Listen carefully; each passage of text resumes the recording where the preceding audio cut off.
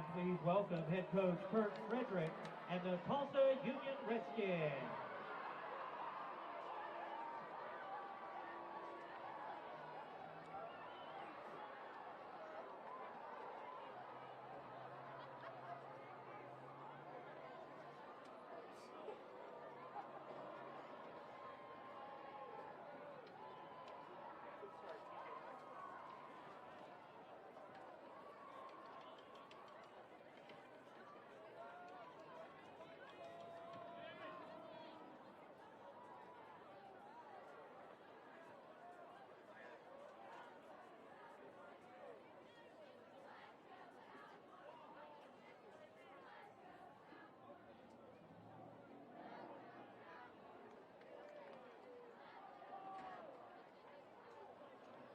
Southmoore SaberCats, a team coming in 1-7. I am Rick Corey along with Tom Stockton. Doc Blevins will join us on the field a little bit later on. Richard Johns here on stats as well. And when you look at this Southmoore team, Tom, 1-7 on the year, and they've struggled to do almost everything, averaging only 225 yards a game, but giving up 50 points a game. It is their senior night. You kind of feel for those kids, but gosh, what can you do? Send them out there and tell them to do your best. This is your shot to make a big impact. Yeah, that's what you hope that they will do. If you're Union, I think if I'm a Union coach, I'm gonna talk about, look, they're wanting this season to get over with, and get out there and get on them early, and maybe they won't put up such a fight. This Thursday night game happening, of course, because the Moore schools, three of them, Southmoore, Westmoore, and Moore, share this one single stadium. It's a very nice facility. The best facility we're in is actually bigger than most college facilities I've broadcast from during my career. It's a very nice place, but they do need one more, which we've seen at Edmond. We've seen Putnam doing that, Coach. And for the people who are asking why are they playing Thursday night games, well, three schools, one stadium, so one can play here Friday, one can play away, and one can play on Thursday. They've solved that with the other two by having two stadiums, so two teams can play at home, one can play on the road. You don't have to have as many Thursday games, because this is not great for students, whether it's Union coming here or an Oklahoma City team coming to Tulsa to have to come back and go to school tomorrow. Of course, they're young and you can do it, Tom, but it's a stress, isn't it? Yeah, it's a tough situation because, let's face it, it's going to be after midnight, 12:30 or later before they get home, and then they got to get up and go to school the next morning, and they're going to be told you got to be in the first hour and all this, and you're right, it is difficult. What we'd like to do is see them build another one here right now. We don't know if they have any plans for it. We do know what Union is planning for Southmoore. Let's check on that. What do they do offensively, and what is the challenge to this? It starts and ends with the quarterback, jersey number 11. He just does an outstanding job. We played against him last year, and probably the best talent on the football team, and they're snapping the ball to him every play. And a lot like many of the quarterbacks we face in this district, the run pass threat is definitely there every play. Does a good job getting the ball out on the smoke screens and some of those things. Probably a heavier run offense than they are pass, just simply because he pulls the ball down on pass plays, runs the quarterback draw well. That is Jaden Scott, who he's talking about, who comes in through the air, just 22 of 54 for 508 yards, only 40%. They are not a passing team. As a matter of fact, they average 58 yards a game through the air. That is all. Now, he does run it. As you heard Kirk say, he has run the ball 88 times for 602 yards, a 6.8 yard per carry average. And Southmoore will start tonight on offense. They use a number of different people at their running back slot and at their wide receiver slot, so you hear a lot of different names. If you start going through numbers, though, you're not going to hear anything that's terribly impressive. You got some guys here, for instance, Noah Peters, who's a backup quarterback, has also run for 195 yards. Trevor Schreier has caught balls for about 150 yards. And when it comes to rushing the football, the number one guy is Chris Wilson. He's carried it for 403 yards 92 times and only one touchdown. He also plays defense, and he has 40 tackles there where he has been very good. Southmoore tonight in all gold with very thin blue and black lined out numbers. Got the very dark blue helmet with cats on it. Union tonight in their black pants. They will be kicking off from right to left. They have the red and white stripes, white jerseys with the black numbers, and of course the old silver helmet with the split "You Want It." Ball set at the far 40-yard line. That's the going back to the east on the far side at that hash mark. That's where Stephon Forbes will kick it deep. Southmoore with two players back there, hoping that somebody gets a chance to return one, which does not happen an awful lot. because they normally go in the end zone. Chase Yarger is one of those guys back, trying to catch the number on the other. These are going to be difficult to read all night tonight, but that is Trevor Schreier. So we are almost set to go here in this football game. Union, as I mentioned, winning 3 in a row. The Redskins now 4-4, 3-2 in district. And, Tom, that's what this is about tonight, making sure you keep your district position. Exactly. Schreier will be the guy on the left side. Again, he'll be returning toward that sunset, and a beautiful sunset it is here at Moore, Oklahoma. Forbes has the hand up. He's ready. There's the whistle, and we are ready to get this thing underway. Stefan approaches, puts the foot to it, and this one's going to be deep, maybe returnable, but nope, it's going to actually be in the end zone, just about a foot or so in the end zone. So Southmoore will bring it out 1st and 10 at their own 20-yard line. They will start with, again, their quarterback, Jaden Scott. Running back is normally Chris Wilson to start. The receivers, Chase Yarger, Trevor Schreier, and Carson Pageant. Jaden Hughes will sometimes work in there as well. And their offensive line, Zach Ortzenberger, Ben Statz, Joshua Clay, Braden McClellan, and Mac Garner. We'll get to Union's defense here just in a second. Coming out, and I mean slowly coming out to line up and run this thing. Tom, they already don't look terribly excited. No, and I think this first series for both will be very, very important to see just how bad do they want to play and fight for it. Scott is at quarterback. As we mentioned, he is lined up in the shotgun, as everybody is. I think it's a rule in high school football. 2 receivers to his right. That's the near side, 1 to the left. Scott's going to hand off on the left side, and that ball is given off to Chris Wilson, and he's going to go forward to about the 22-yard line.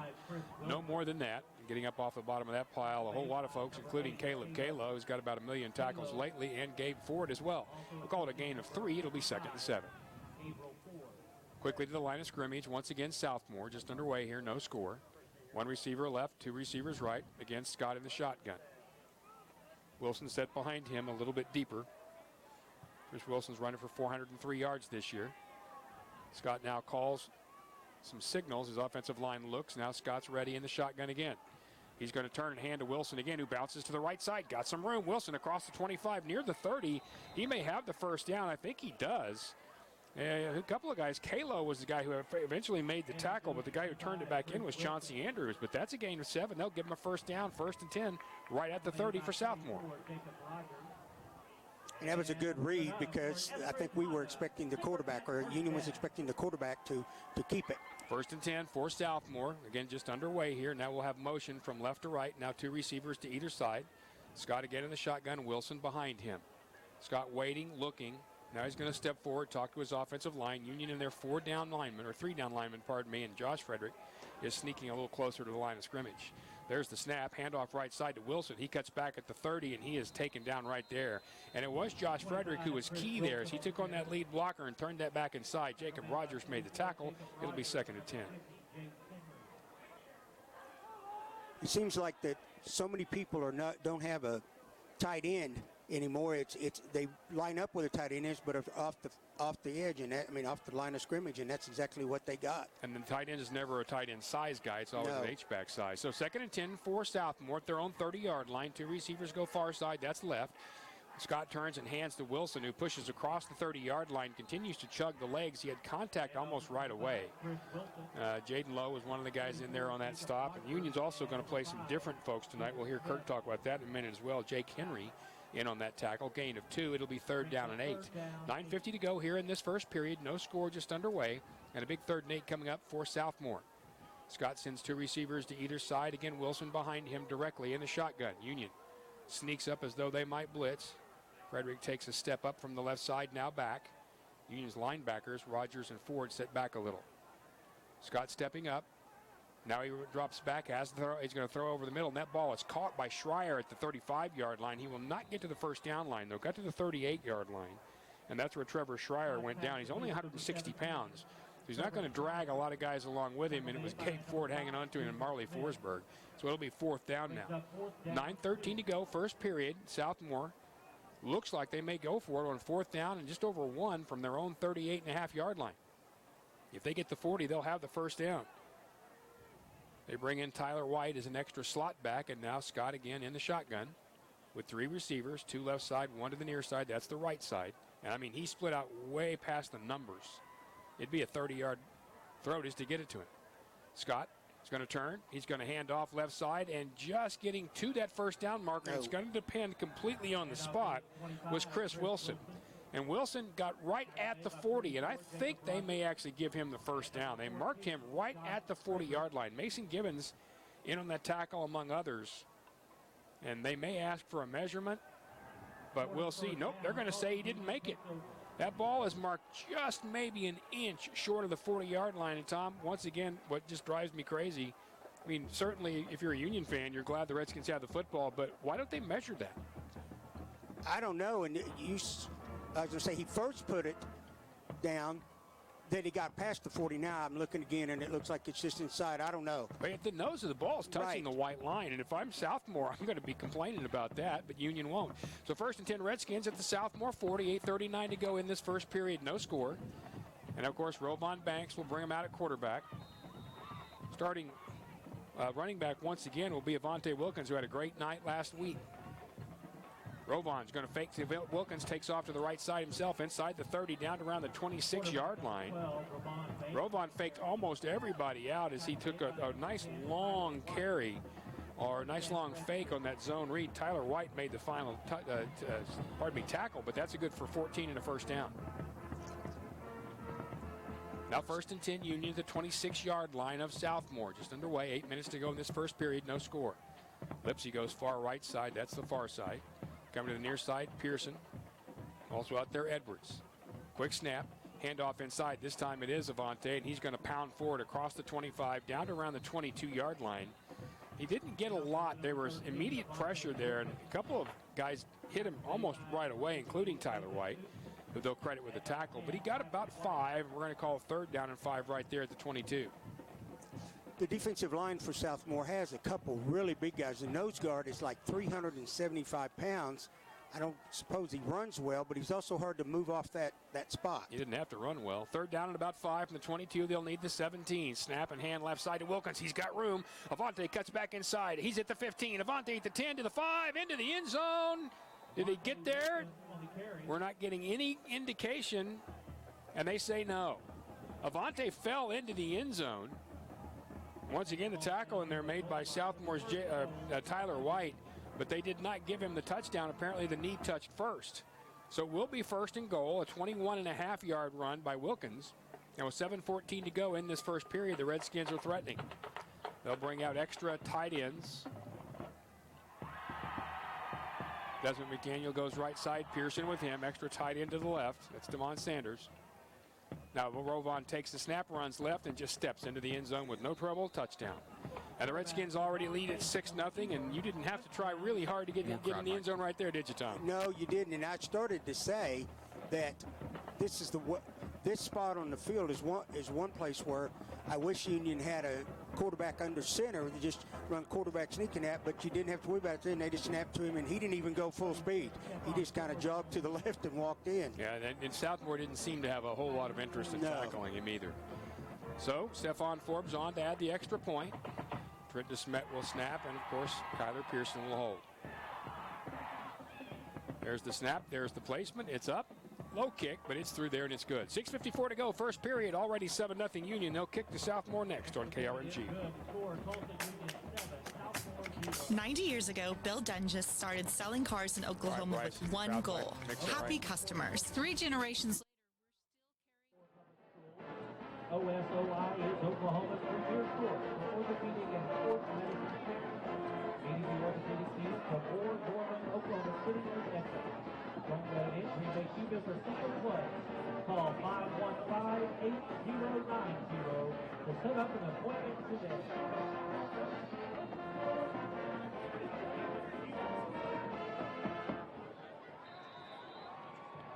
What's better than more True Sky? How about more True Sky in more? Coming soon.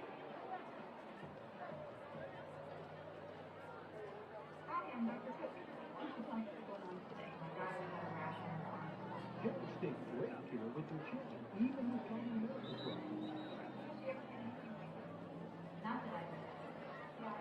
Norman Regional is here for you 24/7, and with our new virtual care app, you can visit with physicians in minutes using your computer, tablet, or phone. Download Norman Regional's virtual care app for Apple and Android devices today.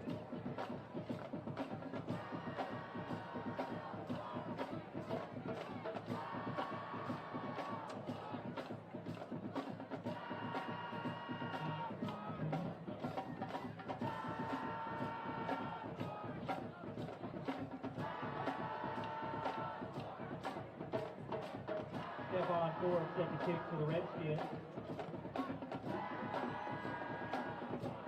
That means the Steelers had 17 Trevor Fryer, 24 Chase York.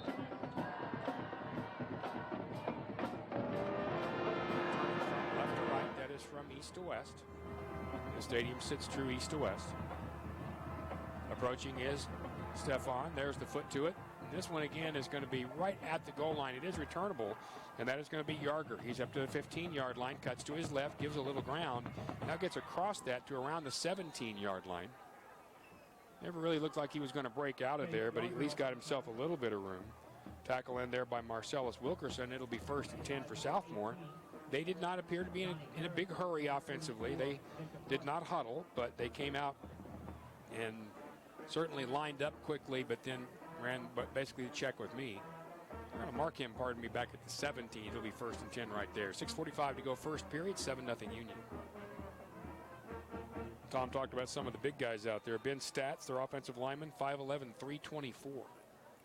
He's playing in that left guard position. So 1st and 10 now for Southmoore. Once again, their quarterback, Jaden Scott. Behind him is Chris Wilson. 3 receivers, 2 right side, 1 left. Now Wilson shifts.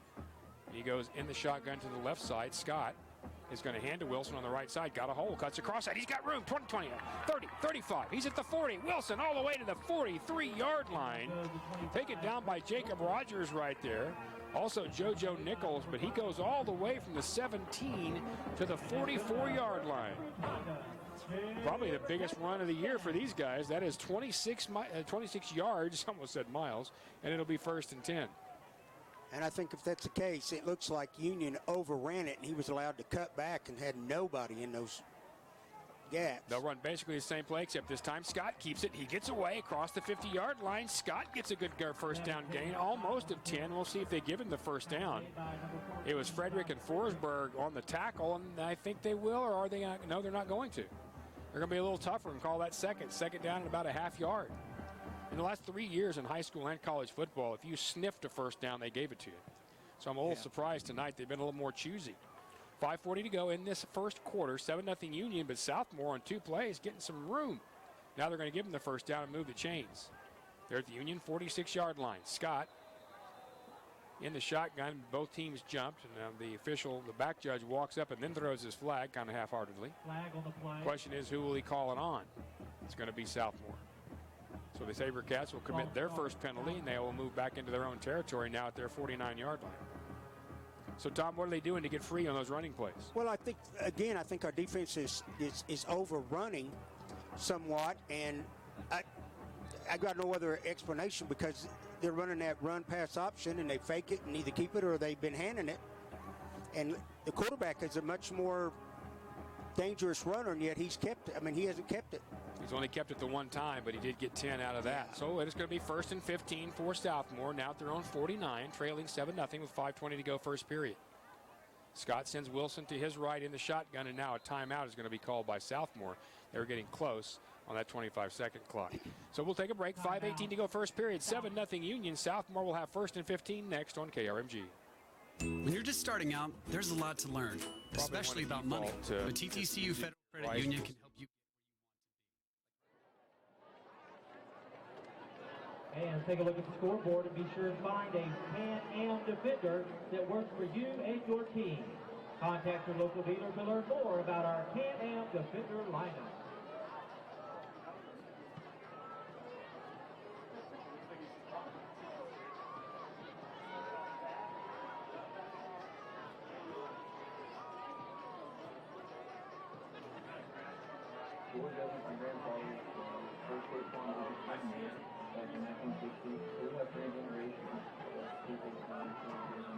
For your legal insurance, call us at 733. We're here to set your auto, your home, and your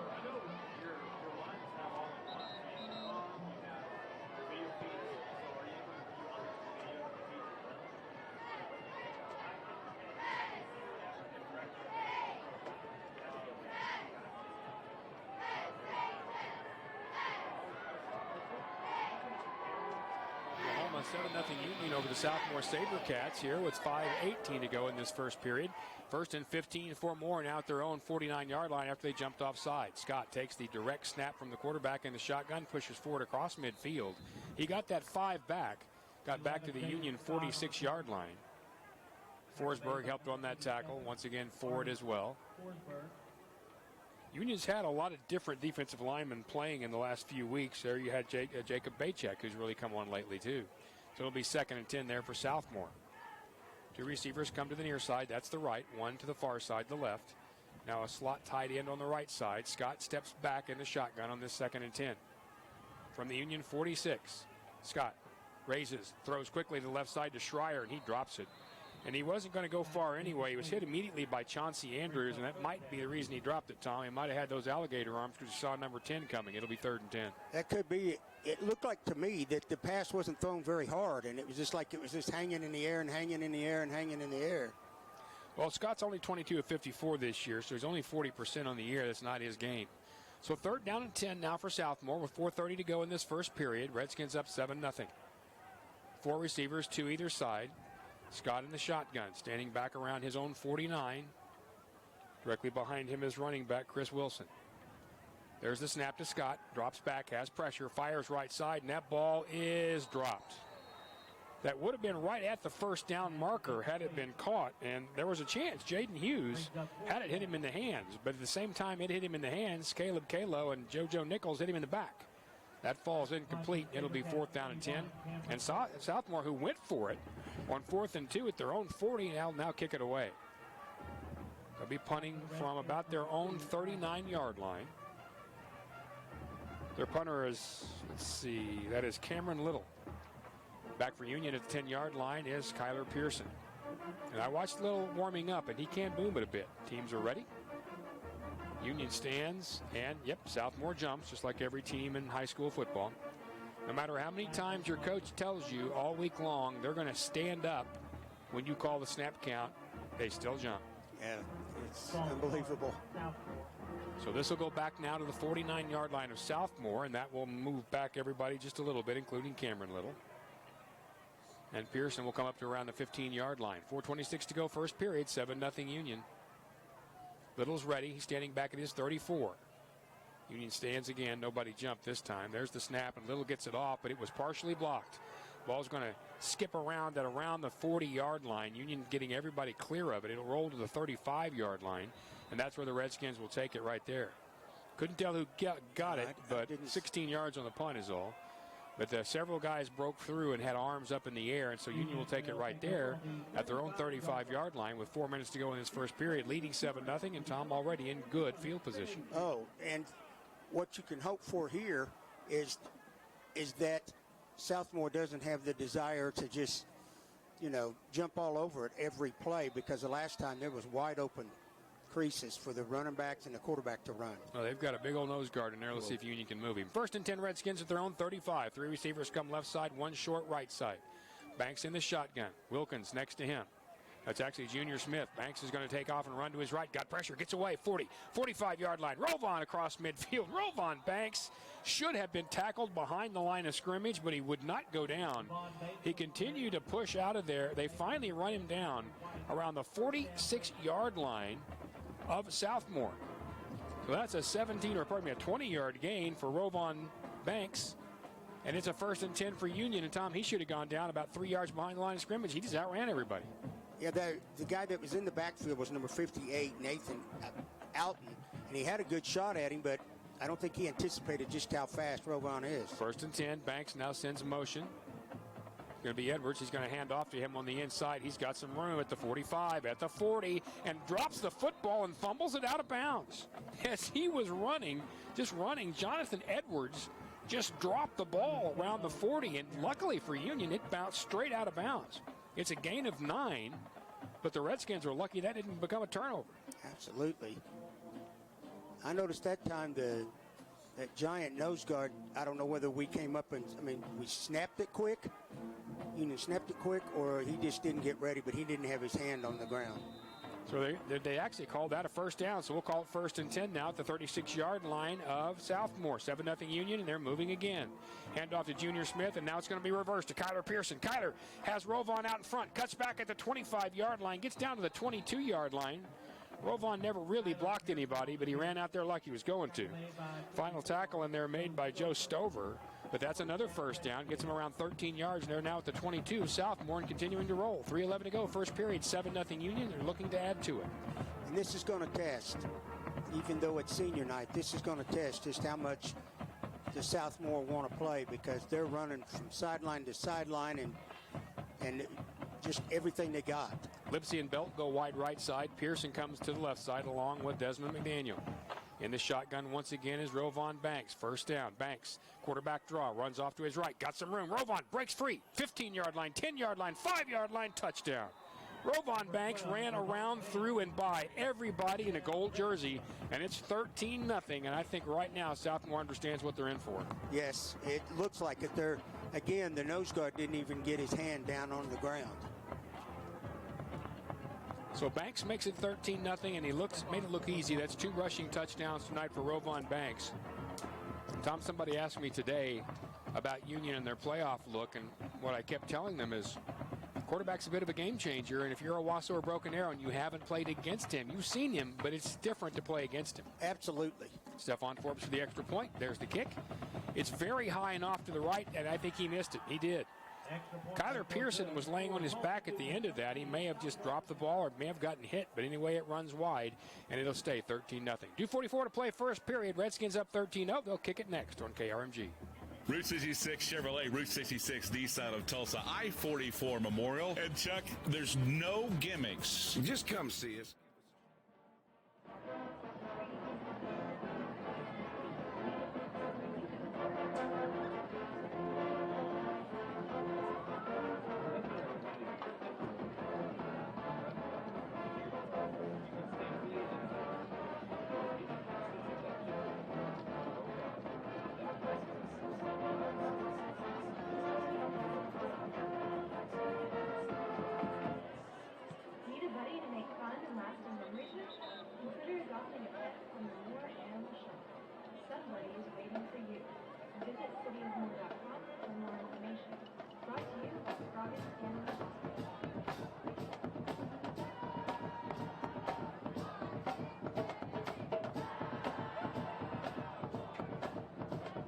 Stephon Forbes set a chip. Back from the Sabercat 17, Trevor Schreier, 24 yards. Stephon Forbes coming into this, as a matter of fact, he was 28 of 30 on extra points. Stephon approaches the kickoff, and this one's not hit very well either. It's going to bounce, though, into the end zone. That'll be a touchback, and it'll be 1st and 10 for Southmoore. So, Tom, they had a little success running the football last time, plus that runs the clock. So if you're Southmoore, you'd think you might stick with that and not try to throw it around. Well, and they don't throw it a whole lot and very accurate sometimes as it is, but I'd stay with what I'm doing if I'm them, because the main thing they're doing is running that clock and moving the ball. They only throw it for 58 yards a game, so you're looking at a team, and they only run it for 167, but that's better than 58. So they brought back out by their quarterback, Jaden Scott. He will have 4. He's got a short slot left side behind him in this shotgun, and in the running back position is Wilson. Straight back to throw is Scott, so ignoring Tom and I both. Now rolls to his left. Scott's going to just step out of bounds. Won't be anything he can do about it. He's chased out over there by several Redskins. One of the guys over there was Josh Frederick. One of the other Redskins over there, a guy who's played a lot lately and really well, is Torrey Thrower. So it's going to be 2nd down and about 11 because he ran out of bounds back at the 19. And I think one of the things the Redskins are doing on defense is playing a lot of different people, one, to rest people, and also to get these guys ready to play in the playoffs or down the way. 2nd and 11. They'll hand off this time to Scott. He's going to come to the right side. He's across the 15, back to the 20. He's going to get across it to the 22-yard line. He was hog-tied right there and dragged down. Junior Smith was trailing him, finally reached out and got the shoulder pads and just basically took him down like he would a calf in a rodeo from behind. So that'll be a gain of about 4, and we'll call a 3rd down and 7. Now at their own 23, Southmoore needs the 30 for the first down. 2 minutes to go, first period, 13-0 Union. Quarterback Jaden Scott will bring them up. They're in the huddle and taking their time, Tom. It'll be interesting to see if what they're like to run is the RPO, the run pass option. So it'll be interesting to see if that's what they go with or just a drop back and try to fire it. Scott in the shotgun is going to drop back and try to fire it. Now he's going to run. Scott looks up. He's at the 20, 25, makes an miss. He's across the first down line, across the 30 to the 35. Scott all the way to the 37-yard line. Kalo Rogers in there on that tackle. Gabe Ford all there. But Jaden Scott is showing you exactly why Kirk Frederick said he's a dangerous quarterback. That's right. He dropped back and didn't see anything and made two people miss. That got him the first down. Then he got a little more. Gain of 13 for Southmoore. They trail 13-0. A minute 20 to go first period, but they are moving. One receiver goes left. Left. Two receivers to the right. Again in the shotgun is Scott. To his left is Wilson. Scott's going to take it himself once again, and he got thumped.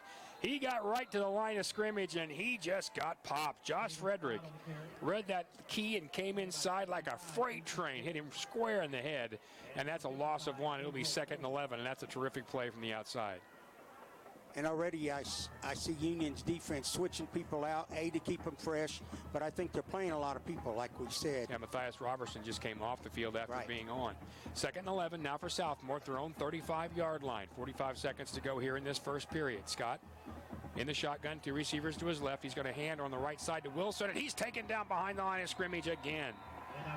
And who is it back there? It is Gabe Ford, who's been terrific. He is joined back there, bringing him down by Jake Henry, who's played very well tonight already.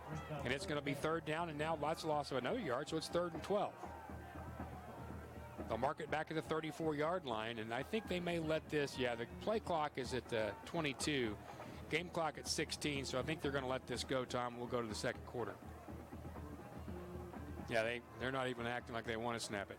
So we'll end the quarter number 1 with the Redskins up 13-0. We'll see what happens in quarter number 2. Union football coming back on KRMG.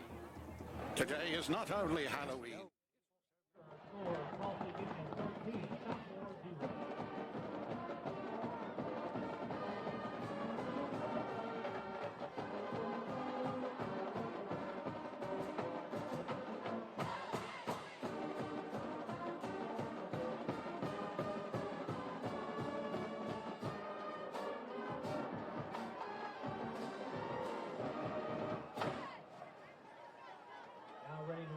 Our Raising Cain Educator of the Week, Mr. Adam Uhorter.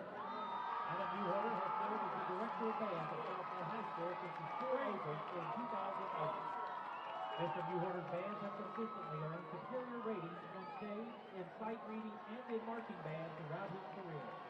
The Southmoore bands have been invited to perform as an Oklahoma Music Educators Association honor group on 3 occasions. The Southmoore Marching Band has been a consistent finalist at state marching competitions and performed as a featured ensemble in the 2016 and the upcoming 2020 London New Year's Day Parade in England. Mr. Uhorter has been named the Teacher of the Year both at Kingston and Southmoore High School. He was named the 2016 Moore Public Schools Teacher of the Year and was selected as a finalist for the 2017 Oklahoma State Teacher of the Year. Mr. Uhorter was also named the 2017 Oklahoma Bandmasters Association Band Director of the Year. It don't come any better. Our Teacher of the Week, Mr. Adam Uhorter.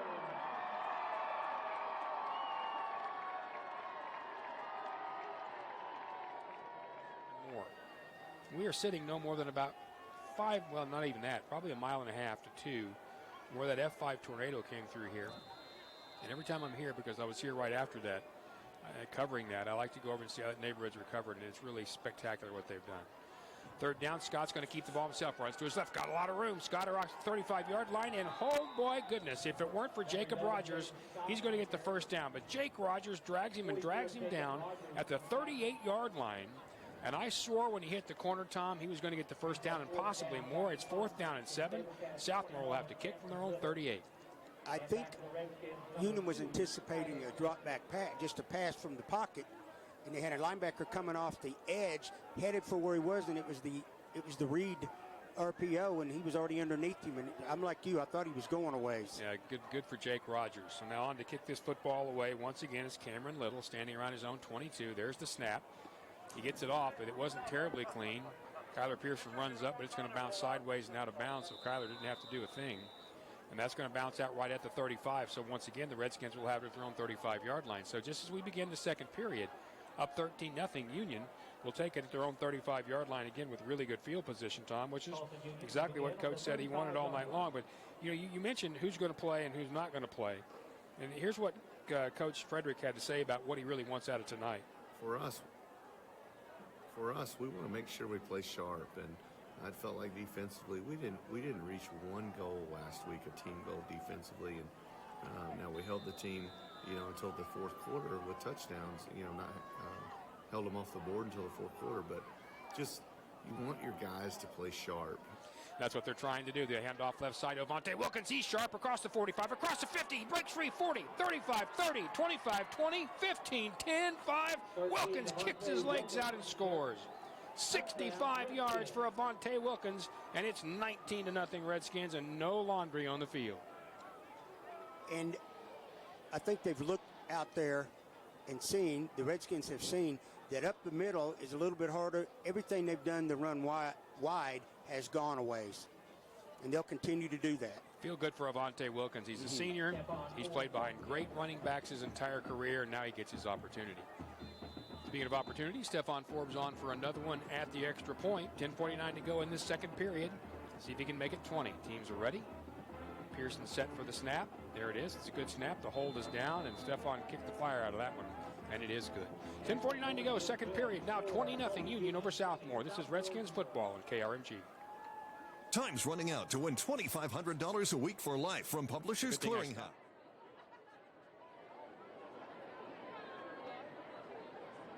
On behalf of the SaberCats Football Goat Club, Coach Stark and his staff and the entire team, we would like to thank our sponsors, Winco Foods, Subway, Papa Roofing, Gregory Sporting Goods, Midfirst Bank, Summer Snow Entertainment, Valvoline, Emmaus Baptist Church, and Roberta H. Bennett, CPA.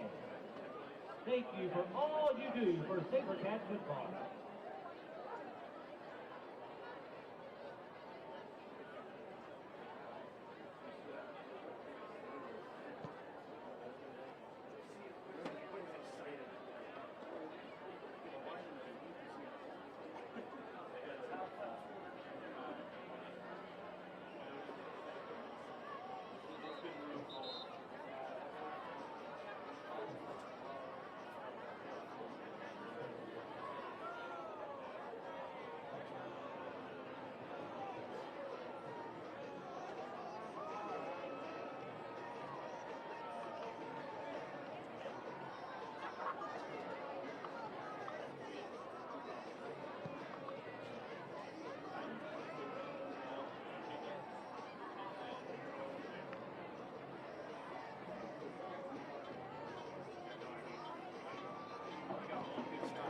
Seconds to hoof it to the end zone, and the extra point made it 20-0. Redskins will kick off from left to right. Rick Corey with Tom Stockton, Doc Levins, and Richard Johns. Happy Halloween to all you folks. There are some folks on the Union sideline in Halloween costumes. We'll get to those because I'm sure we're going to have plenty of time to talk about it.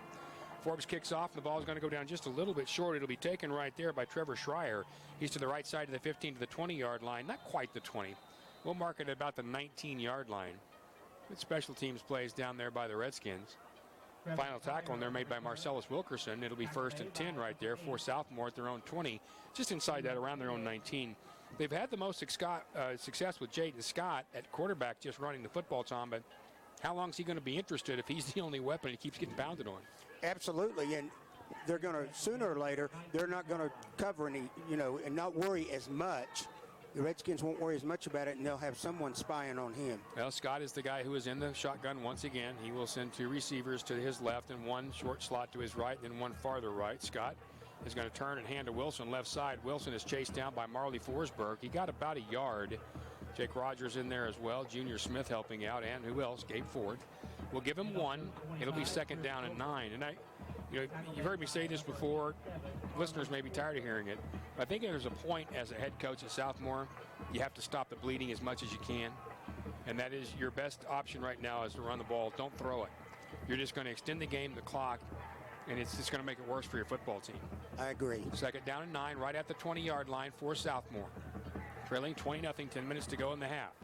Scott's going to take it himself, and he just got stacked up. He got nowhere. A whole bunch of guys there. Jake Rogers again. You know, you get those seniors like Jake who realize what's going on here those last couple of weeks, and they just, not that he hasn't played his tail off anyway, but play even better. You got some help inside there from Matthias Robertson, and also, who else? Micah Walker.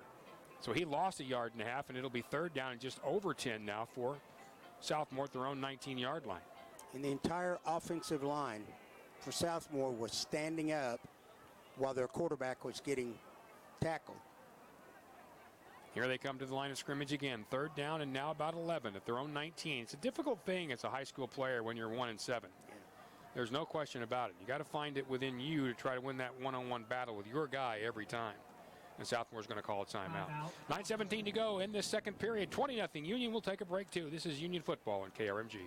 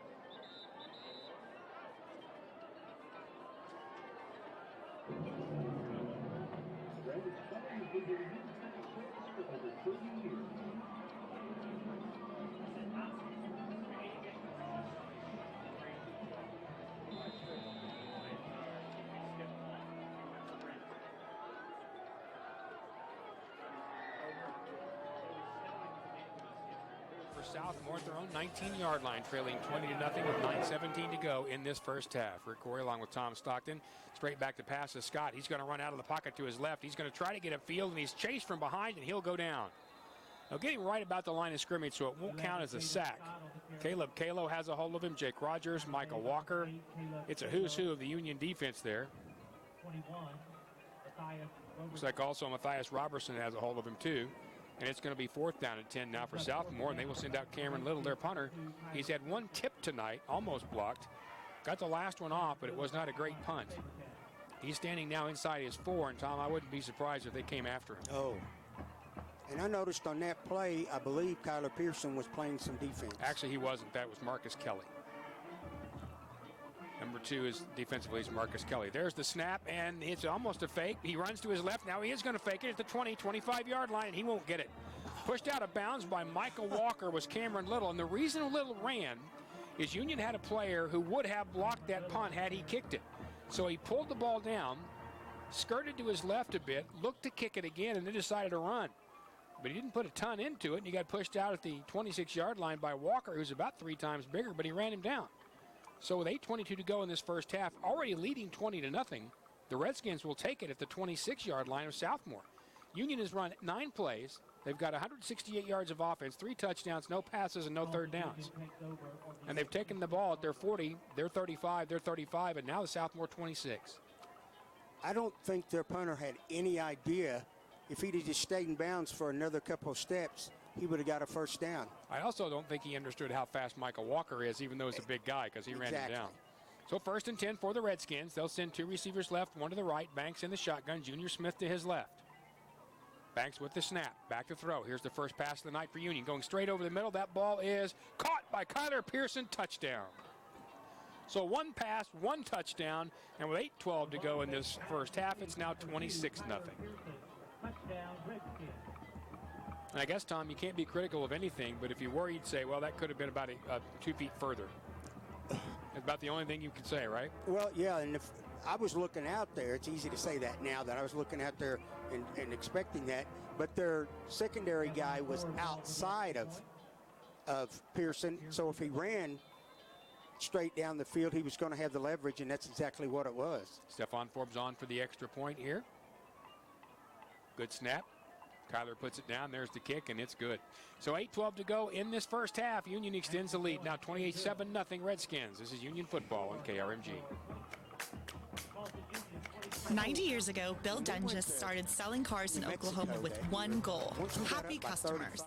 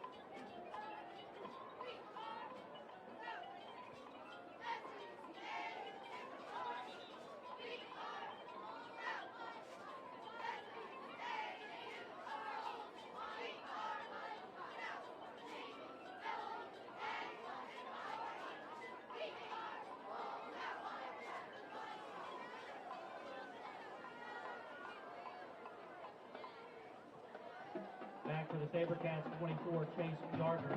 One play, 26-yard drive. The pass goes to Pearson from Rovon Banks. So Union's had a 4-play drive, a 4-play drive, a 1-play drive, and a 1-play drive to lead 27-0. Stephon Forbes to kick it off. Back three, Trevor Schreier and Chris Yarger.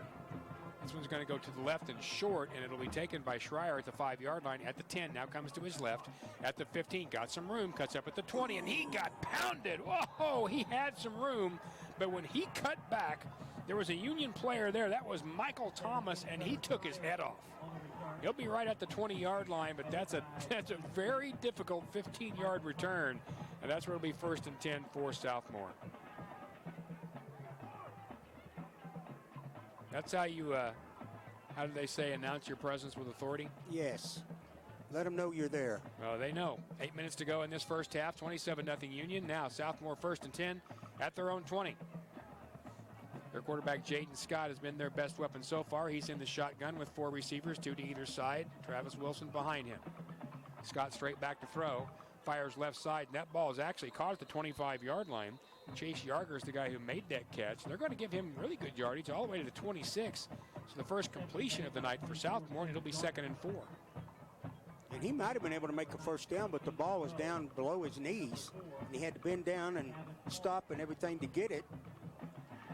They've made a change at running back now. Tavion Woodward will come in at the running back spot. Much smaller guy. Woodward at 5'8", 181 pounds, listed as a defensive back. 2nd and 4, the own 26-yard line for Southmoore. 4 receivers, 3 right side. Now they're going to hand off to him on the left side, and he's going to push forward across the 25 to the 26, but no going there. Woodward did not get any more than that. They'll give him a yard. It'll be 3rd down and 2. Several Redskins there for that tackle. The first guy who made contact was Jerichus Evans, junior linebacker. And it'll be 3rd down now. We'll call it 2, Tom. They'll give him about the 28-yard line. Let's see what Southmoore does here with 6:56 to go in this first half, trailing 27-0. Once again, the running back, Woodward, not a very big guy. They need the 2 yards. Scott in the shotgun. 2 receivers right, 1 left. Scott is going to run it himself, and he's not going to get there. He was trying to run the zone read, but Woodward, the running back, did not start. So Scott realized that, took off. Mason Gibbons and Marley Forsberg were there. Not only that, Jake Rogers, and this is bad news for Southmoore. Jaden Scott remains on the ground. He is flat on his back, laying about the 26. He lost about a yard, so it'll be 4th down and 4. And if Scott can't go, they have several people who go behind him at quarterback. One of those would be Noah Peters, and then Denver Blatt is the other. Peters, the likely guy who would come in. On this 4th down, I believe they'll kick it away. If Peters comes in, he's a 5'10", 150-pound sophomore He's only thrown it 60 times, completed 27 for 145 yards. Scott now being helped up, and Tommy doesn't seem to be limping, so I think he just took a pretty good shot. Yeah, well, thank goodness. I'm glad he's not hurt. Too bad. Doesn't look like it. I think this is a guy, you look at Scott, again, look at his size. He is 6'1", 205 pounds. He's a senior. That's a guy who could be a receiver, could be a running back in college. He's got some elusiveness. I noticed on the last couple of plays, the number 2 that was out there was Pearson, because I watched and now he stayed in and back there, and he was playing safety. That's interesting because Marcus Kelly's number 2 as well, and he's a safety. And the way I knew who it was the hair hanging out the back of the helmet. That makes sense. Yep. Cameron Little on to kick this thing away on 4th and 3 for Southmoore at their own 27-yard line, trailing 27-0 with 6 minutes to go in the first half. Snapped a little. He gets this one off, and it's a very short kick, and he got hit. Flag will come out, and that will be roughing against Union. Still down, pounding the turf is Little. Guy who roughed him was Johnny Harrison. And I mean, he got him. He got him good. Little's up, and he's going to walk off, but that will be the first down of the game for Southmoore as Union commits another roughing penalty, and that's a couple in a couple of weeks.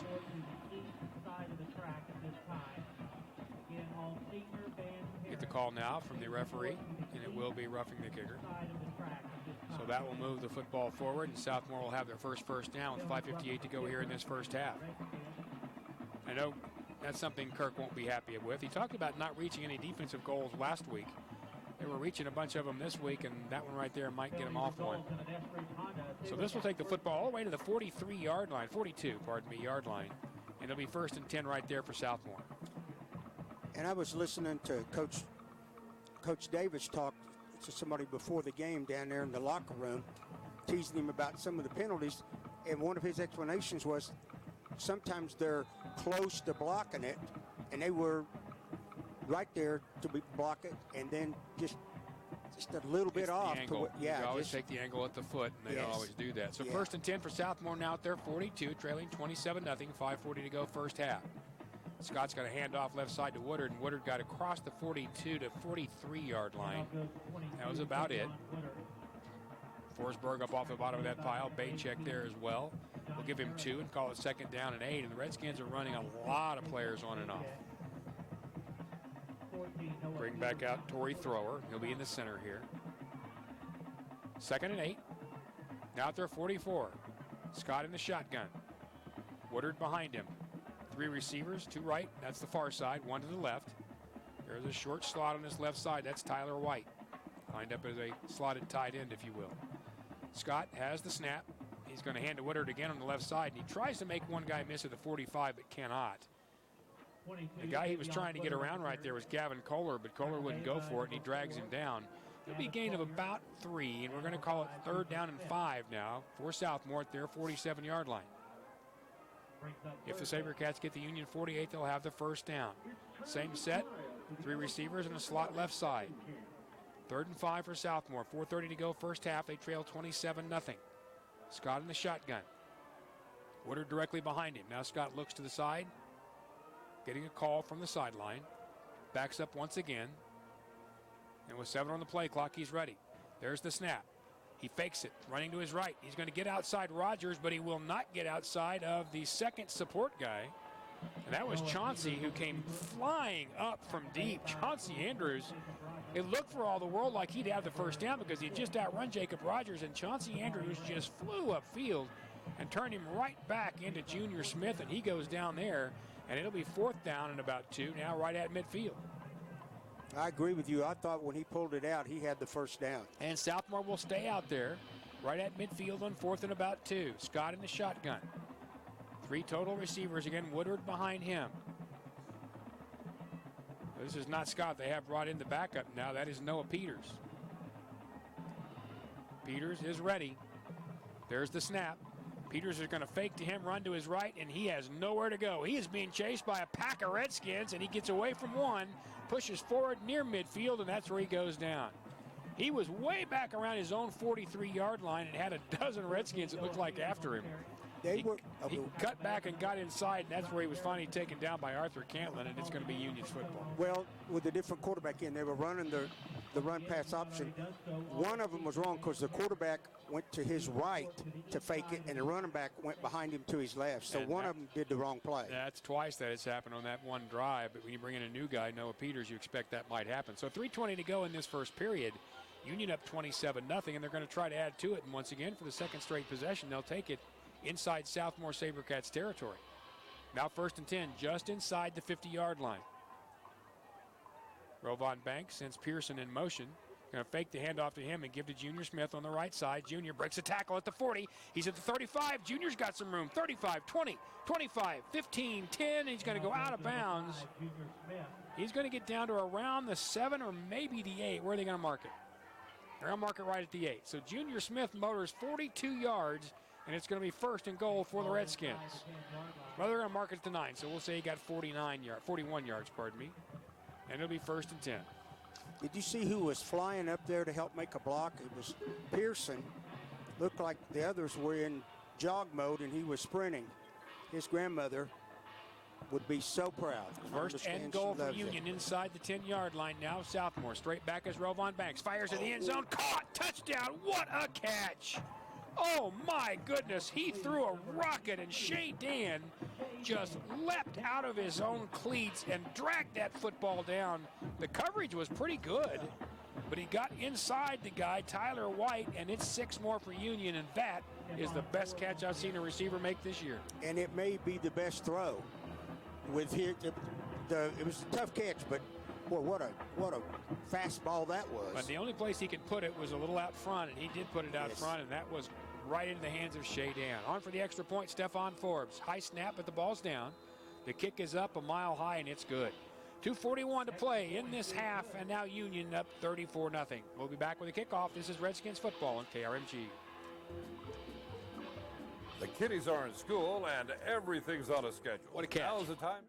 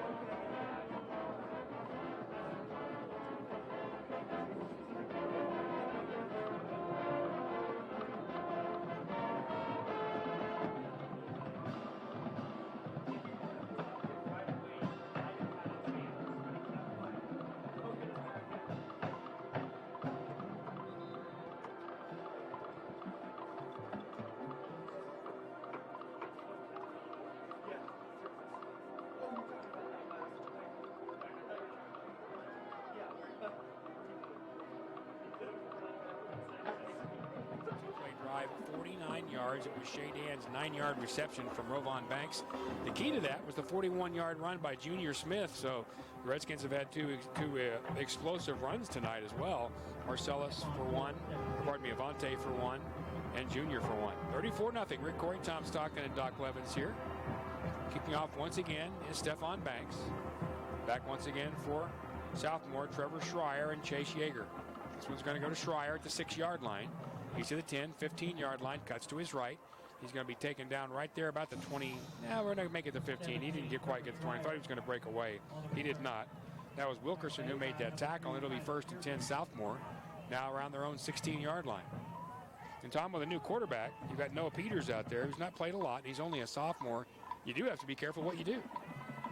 Well, you probably have not practiced for it. Plus, I'm going to say he might be a better passer, but I know he's not as good a runner. So you've got to change some things up there. And Union's playing a lot of different defensive people right now. But if you're Southmoore, too, with a guy out there, Noah Peters, that has not thrown a lot of balls this year, you're not quite sure how much to trust him, especially already trailing 34-0. So 1st and 10, Southmoore now at their own 16-yard line. Peters will bring him up. Straight behind him, the small running back, Woodard. 3 receivers in the set, 2 to the near side. That's the left. Peters in the shotgun at the 10. Takes the snap, hands it to Woodard right side, and he got nowhere. He lost a yard or 2. Gabe Ford is there, of course. And Josh Frederick, who was just playing his tail off the last couple of weeks, was there as well. It's a loss of 1. It's 2nd down and 11. And you can always tell when a senior really feels those last couple of games, can't you, Tom? Right. And I talked to Coach Frederick. I said that had to be an awesome senior night, a touchdown, fumble recovery, reception. Yes, all that stuff. And he said, yeah, but his son doesn't say 5 words. Most of the time, he's very, very, very quiet. But did you meet Kurt when he was earlier in his career? Neither did he. No. I remember I did his games when he was a defensive lineman at Union. He had a hard time finding him. Minute 45 to go, first half. 34-0 Redskins, 2nd and 11 for Southmoore at their own 15. Back to throw the ball, and that ball is caught around the 14-yard line is Peters. But I think that's another loss of about a yard.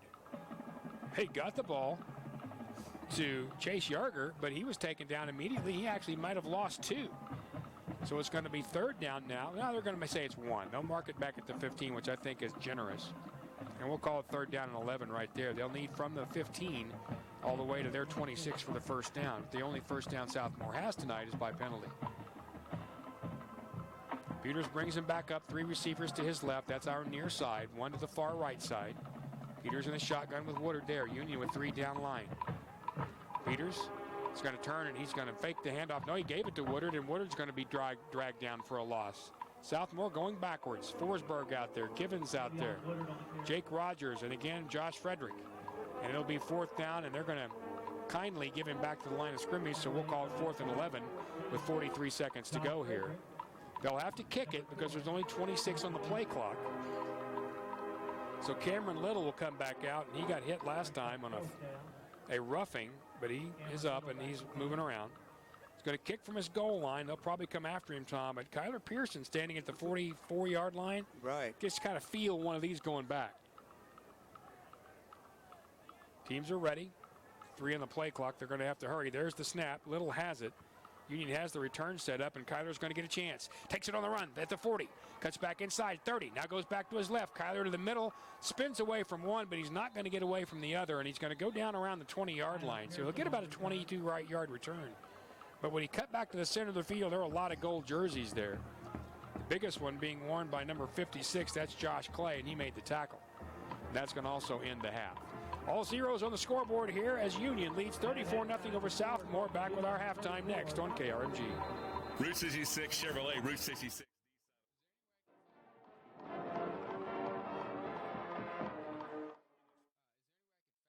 Break a little bit. Oh, yeah, that's what I was telling you.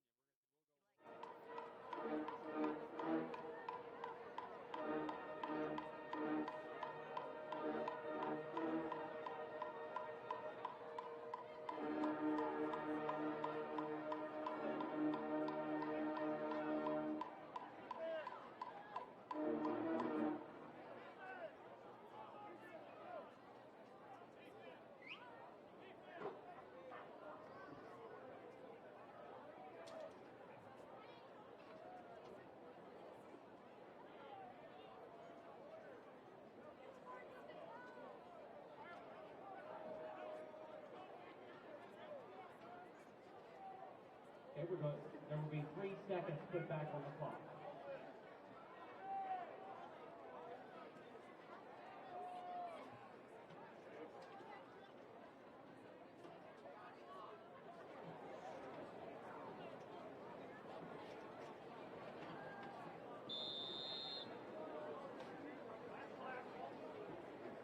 Stephon Ford on to attempt the field goal.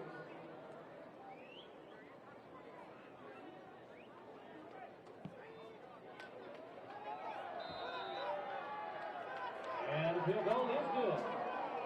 And at halftime, the score, Tulsa Union 37, Southmoore 0.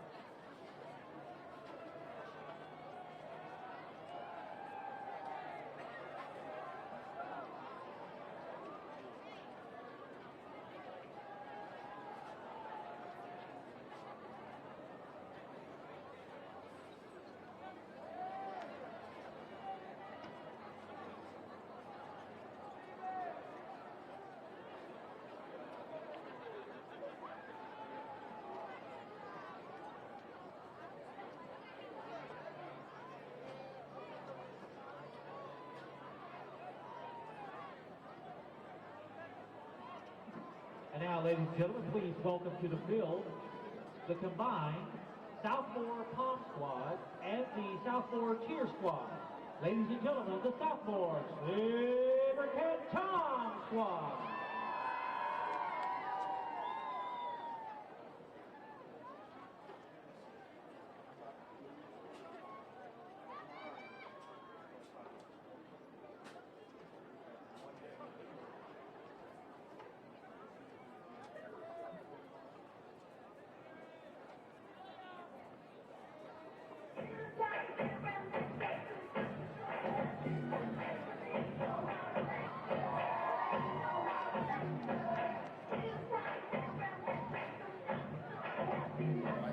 Stockton. 37-0 Union here at the half. And I know what you're thinking. Well, when you went to the half, you said it was 34-0. How'd they get 3? Well, here's what happened. During our commercial break, the officials called the teams back out, put 3 seconds back on the clock, and Stephon Forbes, there's a flashback, kicked a 38-yard field goal with 3 seconds to go, nailed it, and of course, Tom, I don't blame him. That's a good opportunity to practice your kicking game. Stephon nailed it, and it's now 37-0. I agree with that. You know, you could have went for one play, and then if they score, people are going to think they're just trying to pour it on. I think that was an excellent, because that was not a real short field goal for high school at all. No, it's good practice. So here at the half, you have a Southmoore team, came in 1-7. They won last week against Edmond North. But Union came out hot, a couple of quick touchdowns from Rovon Banks, long touchdown from Avante Wilkins, long run from Junior Smith before just a peg of a throw to Shea Dan. And the Redskins up 37-0. I can't imagine, Tom, there's not a lot of goals they met. And because they've already got the district points as of right now, I do think we'll see a lot of different players in the second half. Oh, I agree. We've already seen a lot of different players on the defensive side. And, you know, Southmoore might say, great, Banks isn't playing quarterback. Well, we've got a couple others that are pretty good. And then some of the other receivers. And what running back do you put back in there? Do you put Junior Smith? Do you put, there's no backing down at all. No, you're going to get a lot of running backs. Marcellus Wilkerson will probably play there. John Brandon will come in and play some. There'll be a lot of them doing it. Right now, 37-0 Union at halftime here on this Halloween. It has been a spook for Southmoore. We'll come back with our halftime show, including Doc Blevins. He's got a special guest right here in the press box on KRMG. Tune in Sunday mornings at 9 for Living Well, part of the Ask the Experts weekend. Transformational health news to help improve listeners' well-being. Living Well with Dr. Howard Booz. This Sunday morning at 9 on 102.3 KRMG, Tulsa's News and Talk. Route 66 Chevrolet, Route 66 Nissan of Yes, sir. All right. For Memorial. Oh, Trina, it's so much fun and shopping experience like none other. We like to keep it nice and easy, and we like to have fun. Farm trucks, work trucks. We have a couple 18s left, running wide open with the 19s, and then the 2020s are starting to trickle in as well. Route 66 Nissan of Tulsa and Route 66. How you doing, Doc? I'm really happy for you, buddy. I saw that. I'd known that you had it's a me, shot Dick there Lofton. at There's nothing I like better than great sleep. But if you have sleep apnea and struggle with CPAP, great sleep can be hard to come by. The cleaning, the noise, the mask, the red mark. Yeah, I felt really bad about what happened at the sports animal, but, I was pretty much forced to pick between one of the two, and I had to make a choice. With just the click of a button. It's called Inspire. Inspire is the only FDA-approved obstructive sleep apnea treatment that works inside the body to treat the root cause of sleep apnea. I want to know, with the click of a remote. Are you engaged? That's right, a button.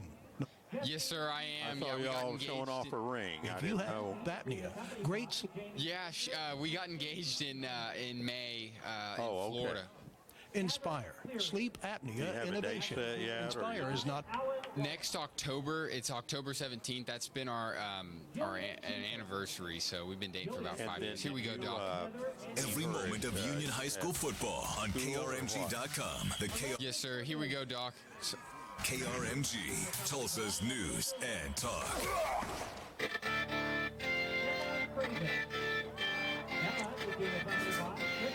Well, this is Doc Blevins. It is halftime at Union Tuttle Stadium, at Moore Stadium, where the Union Redskins are leading the Southmoore Sabercats by a score of 37-0.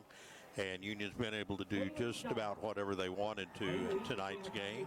And the team that Union plays next week actually was soundly defeated by this team this week. So it's going to be a couple of interesting weeks.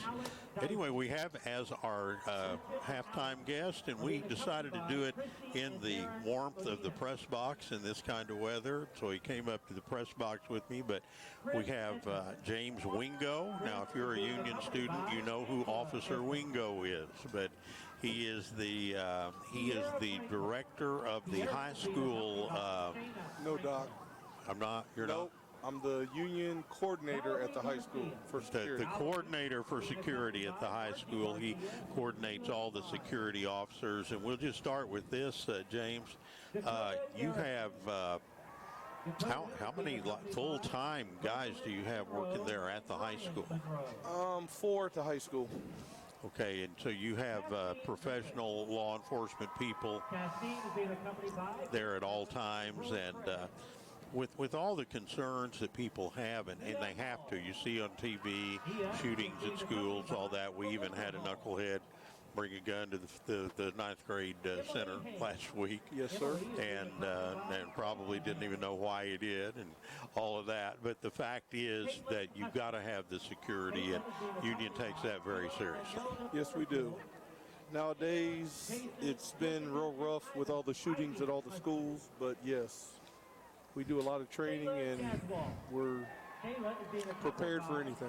Well, one of the things that I'm impressed, and I've said this on the air, I've said it on social media, anybody that'll listen, is the atmosphere at the school in terms of the students and how they interact with the security personnel.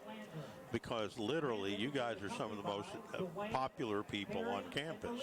I promise you, if you were getting on somebody and they gave you a hard time, it would not be cool with their classmates that you're giving Mr. Wingo a hard time, because you all have gotten to know the kids and all that, and that's community policing at its best as far as I can see. But is that something you all work on consciously to make that happen? Constantly. I myself try to meet a new student every day that I don't know. And that's my goal, at least 1 or 2 every day. That's great. And you approach them and just introduce yourself and ask who they are. That is, how's their reaction when you do that? Nervous. They're real nervous, thinking they're in trouble. They think, oh, okay. Yeah. And then you give them a hug and they're okay. Yeah. Let them know that I'm not yelling at you. Well, that's good. Now, I want to talk about something a little different, and I'm going to ask a question, and then you may not give the answer I'm looking for because you may not understand the context. But you had something very, very enjoyable happen early on in your time at Union. You got to meet an individual for whom you have a lot of respect because he was there visiting the coach's office. Tell us about that. Are you talking about the Urban trip? Oh, yeah. Yeah, Urban came in. We're talking Urban Meyer, who at that time was the coach of the Ohio State Buckeyes. Yeah, he came to Union High School, and I decided to tell him where the coach's office was, and then I called my wife, and she told me that I should have walked him over there, and I said, yeah, you're right. So I went over there and reintroduced myself and told him that I made a mistake when you came over to the high school and I fumbled over there, and I want to reintroduce myself to you. So I did, and asked him for a picture, and him and Larry Johnson Sr. were there, and I got the picture, and I even had Coach Fred take the picture. That was pretty good. Now, having said that, let me say, and I'm very good friends with the Wingo family, but they are from Ohio, and they are Ohio State Buckeyes, and so I'm going to ask James right here on the radio, and you have to be a Buckeye to understand what I'm saying, but do you think the school up north really poses a threat this year? Never, especially this year. And we're, of course, talking about the University of Michigan. The legendary Woody Hayes would not say the name of the state of Michigan.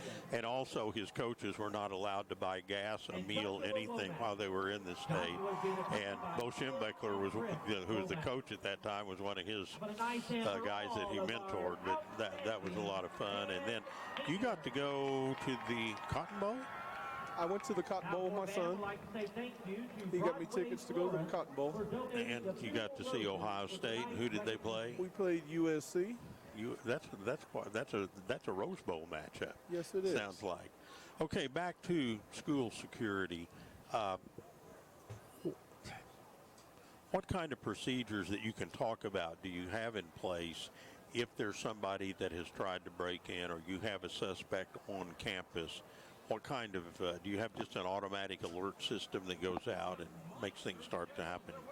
Depending on who alerts us, we do have a system set aside for if there's an intruder on campus. And we also have really hyped up security. I had not been to the high school for about a year, to the school part. I've been to the UMAC and the coaches' offices and stadium. But you don't just walk in the front door to the Union Collegiate Academy or any of those places now. You have to go through a check-in process. Yes, you got to check in with the receptionist up front before you can come in the building now.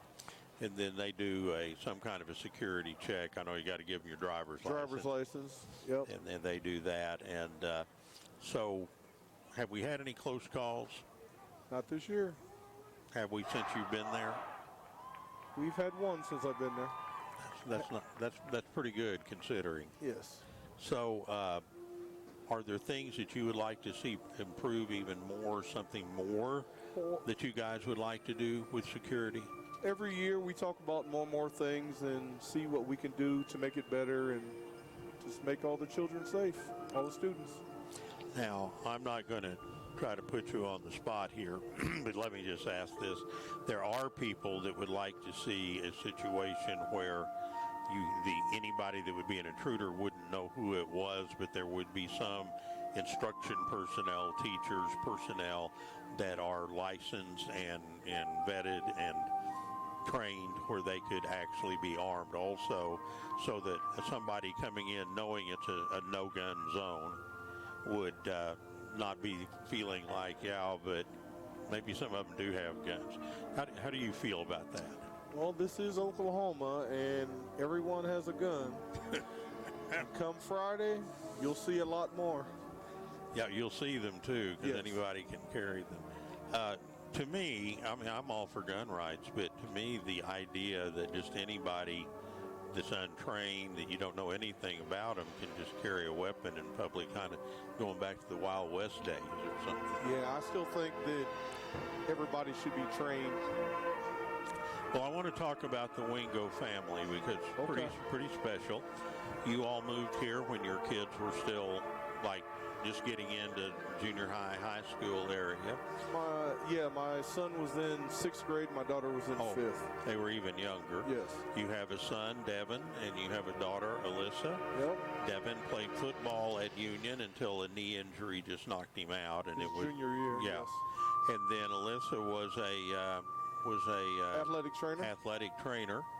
And your wife at one point, Jennifer, was a school nurse at one of the schools, and then she went back into the more private medical practice stuff. But one of the things, and she's affectionately known by everybody as Mama Wingo. That's it. And you all, how many?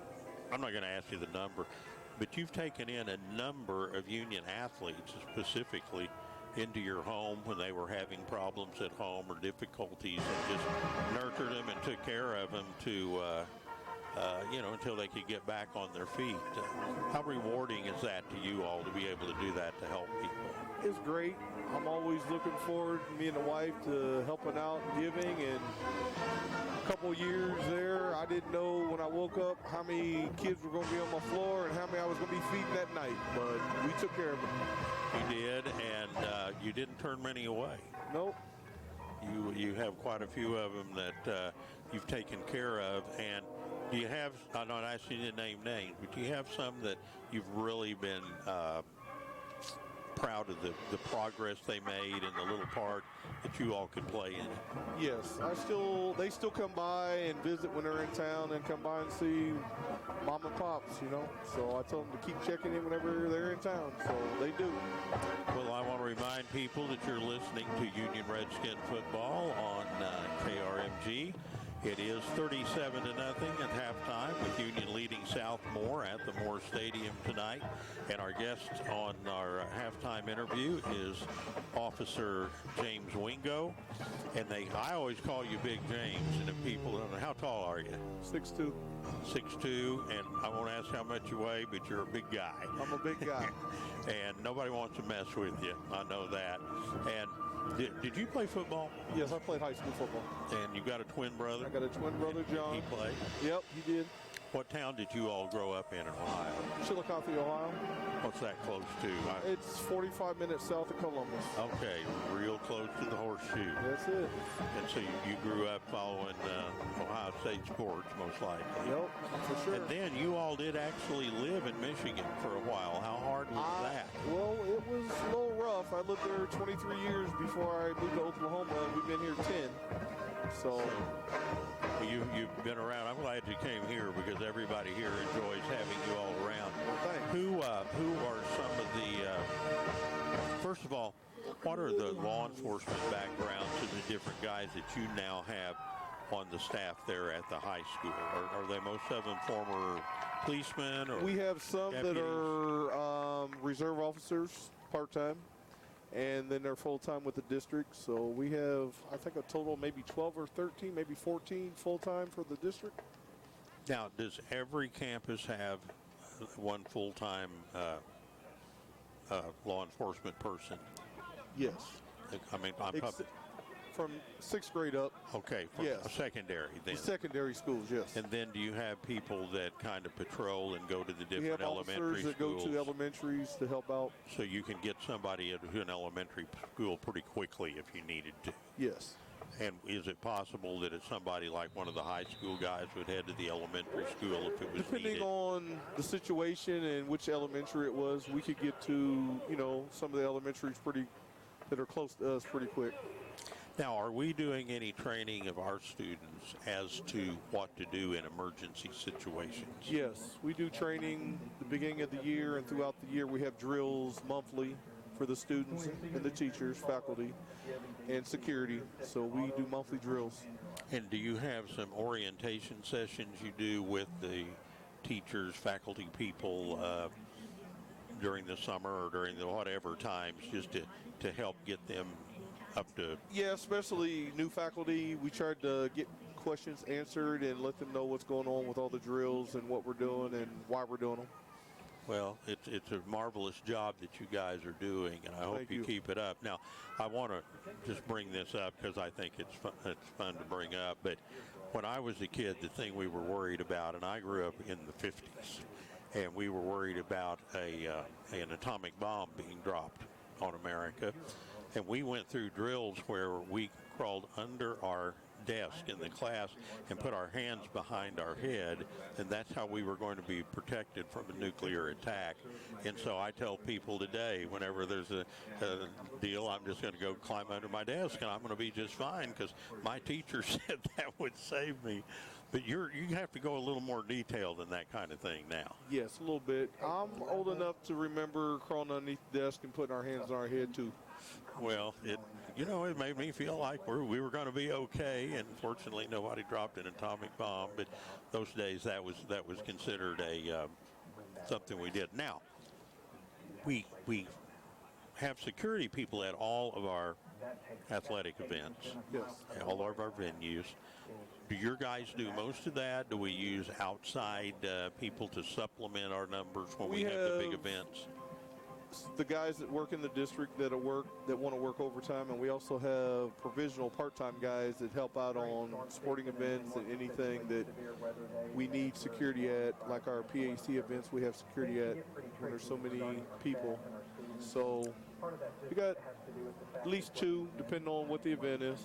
One last question. What is our administration like in terms of to work with as a security officer? we work well with our administrators, especially at the high school. And we're on page, and whatever they need, we help out. We need something, they help us out. Even that Steve Dunlap guy, you get along with him too? Yes, I get along with that Steve Dunlap guy. Sometimes he could be a pain, but he's okay. Hey, we have a lot of fun with Steve. Officer Wingo, thank you for being with us at halftime. Keep up the great job you're doing, and you think they're going to pull it out tonight? Yeah, I think we got a W coming. All righty. You're listening to Union Redskin football on KRMG.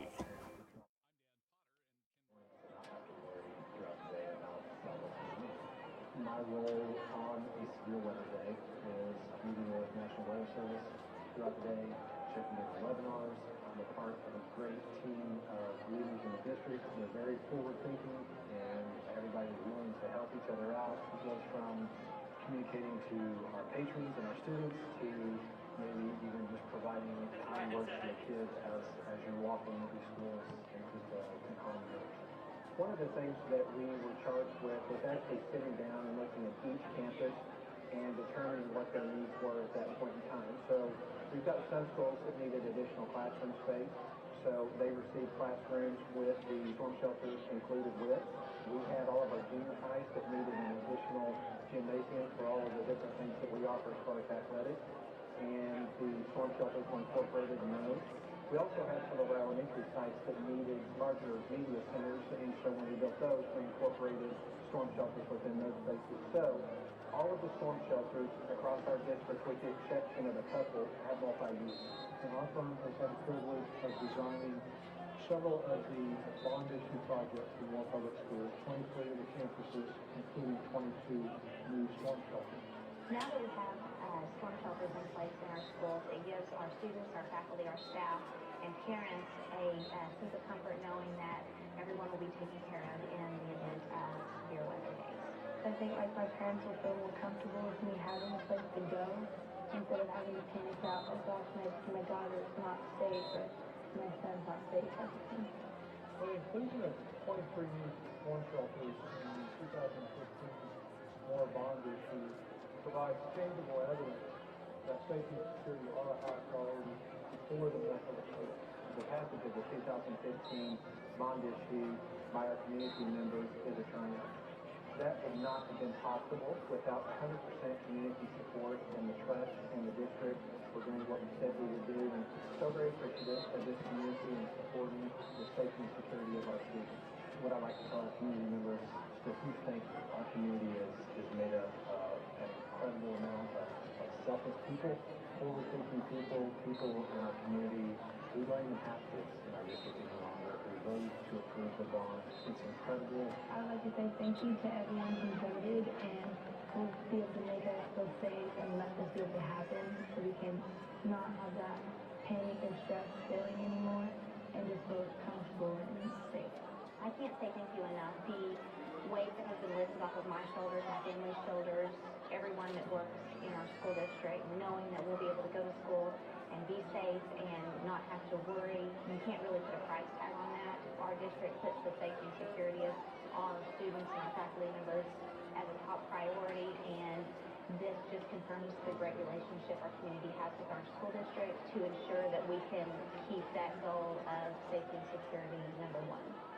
To the community members, we want to thank you so much for getting these storm shelters in place for us. I don't think you realize how important it is for our safety of our kids and the level of ease that you give our parents, that they can have the comfort of knowing that when they drop the kid off at school, that they're going to be protected, they're going to get the best education, they're going to have the finest facility, and they're going to be safe. Thank you so much.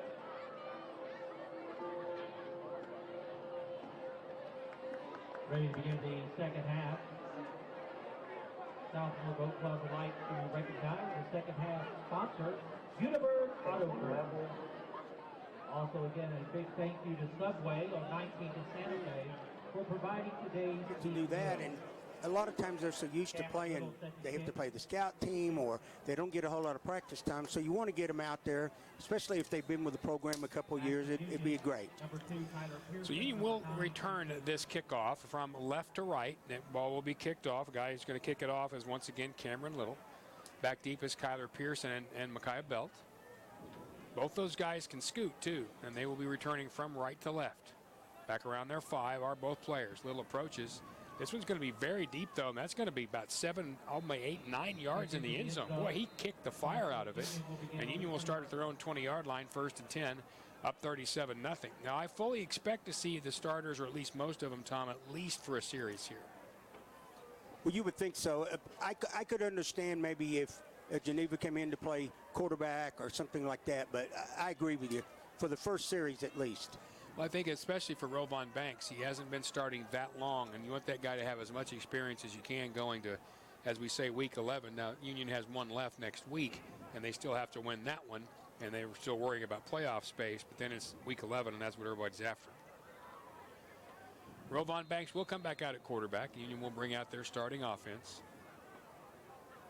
Coming to the left, Desmond McDaniel. With him there, Kyler Pearson, 2 receivers right. In the shotgun once again, it is Banks. Back to throw, and the ball fell out of his hands, and he jumps back on it at the 15-yard line. First time tonight, Union will go backwards. They'll lose 5 as Banks tried to throw the ball, and it just squirted out of his hand.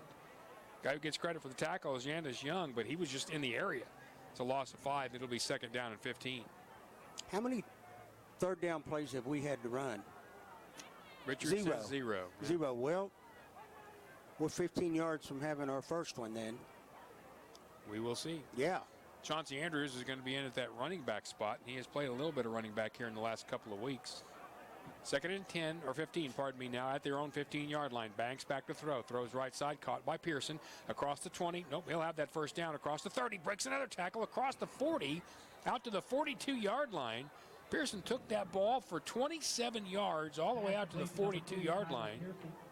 There is a flag, though, back around the 23, and I think this would be the first, no, the second flag against Union.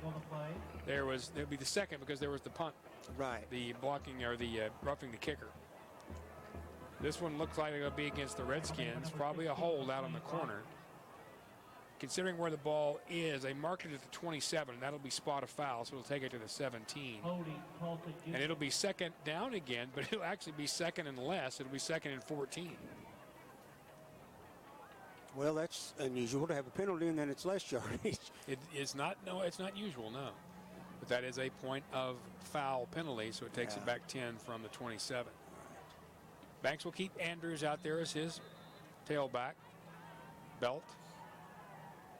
Move out the other receiver, Pearson. He'll come left side along with Desmond McDaniel.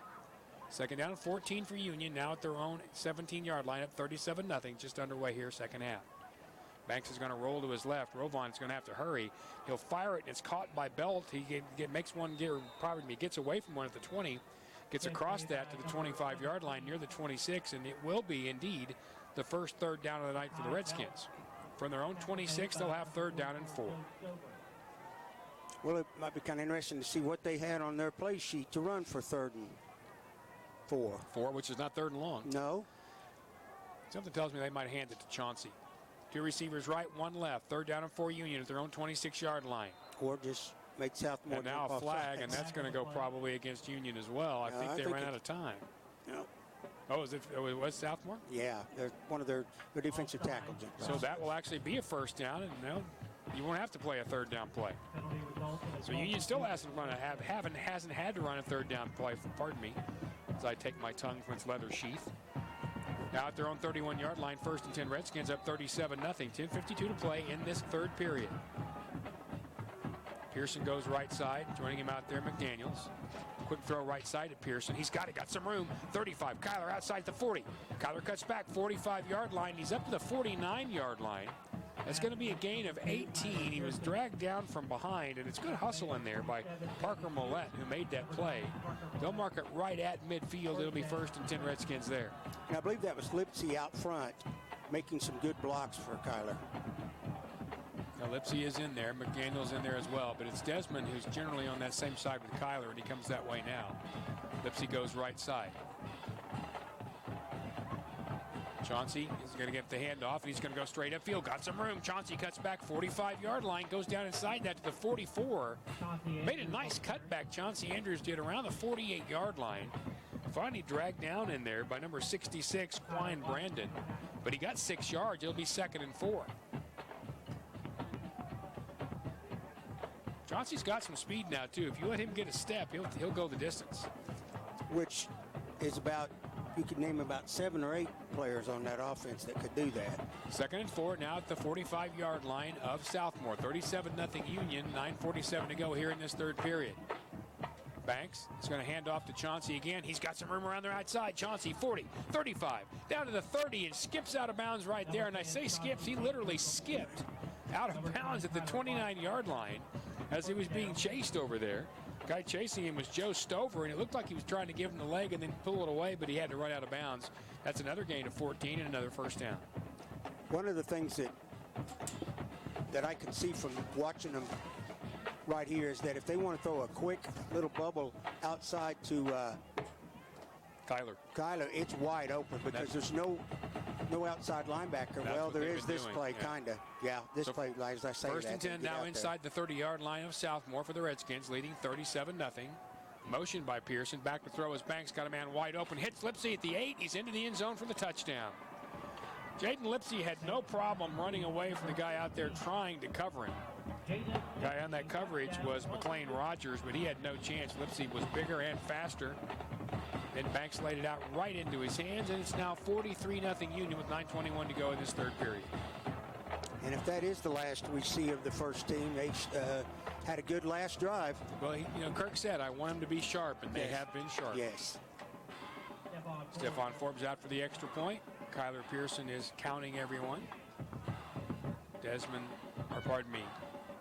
Trent DeSmet will snap it. Good snap. Hold is down. The kick is up. It's a little bit low. He missed another one. I think he mishit that one a little bit low, and it's no good. So he'll miss 2 tonight. 9:21 to go, third period. Union up 43-0. This is Redskins football from KRMG.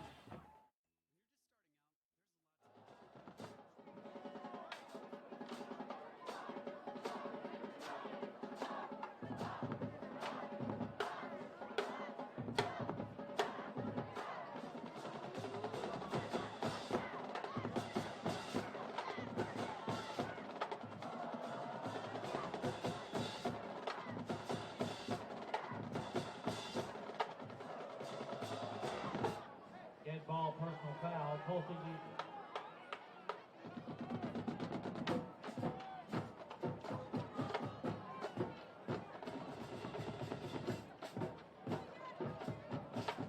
Oklahoma is not in the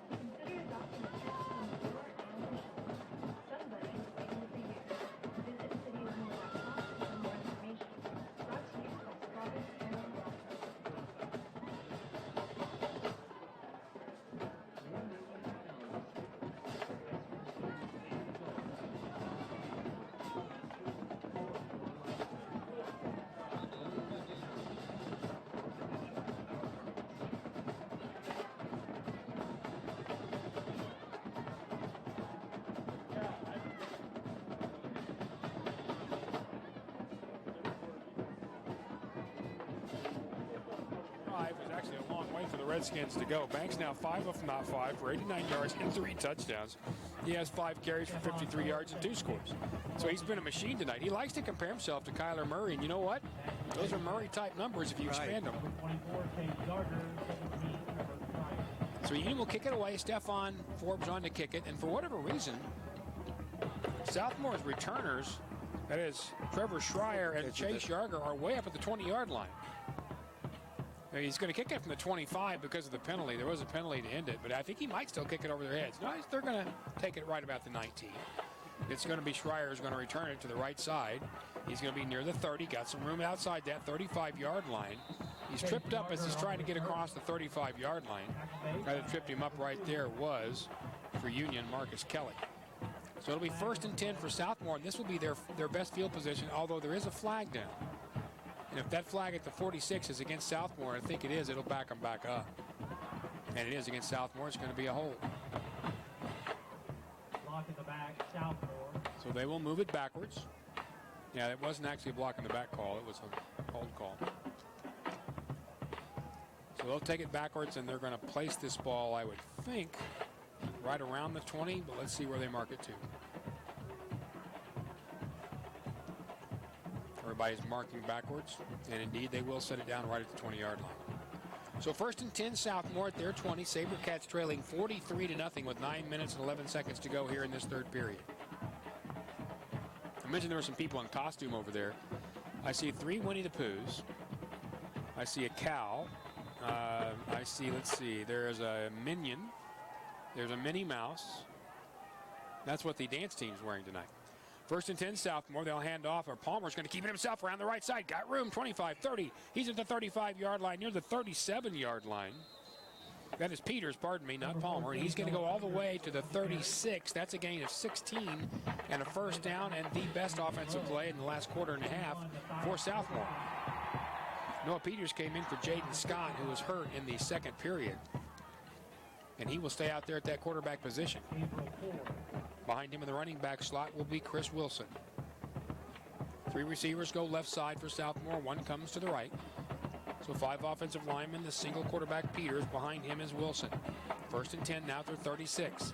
Hands to Wilson, left side. He's got a lot of room across the 40-yard line. He's going to get up closer to the 42-yard line. Ford in there on part of that tackle. Also in there on that tackle, Gavin Kohler. A lot of different folks out there now for Union, Tom.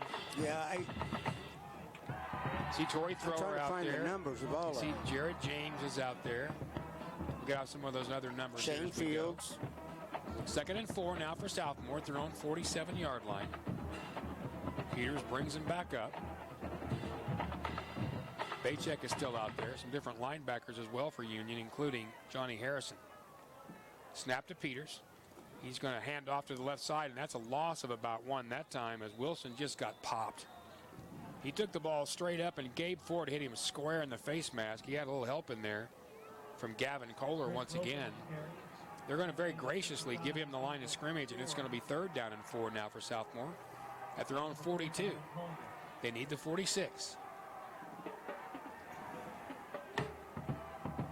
Some of the same defensive backs are still out there for Union. You're seeing, yeah, Wilkerson. Arthur Cantlin, though, is out there playing a little as well. So at their own 42, Southmoore trailing 43-0 with 7:19 to go in this third period brings them up. They send 3 receivers left, 1 to the right. Again, Peters in the shotgun. Wilson near him. Peters is going to keep it himself. He's going to get the first down easily across the 45, across the 50, and he'll be shouldered out of bounds.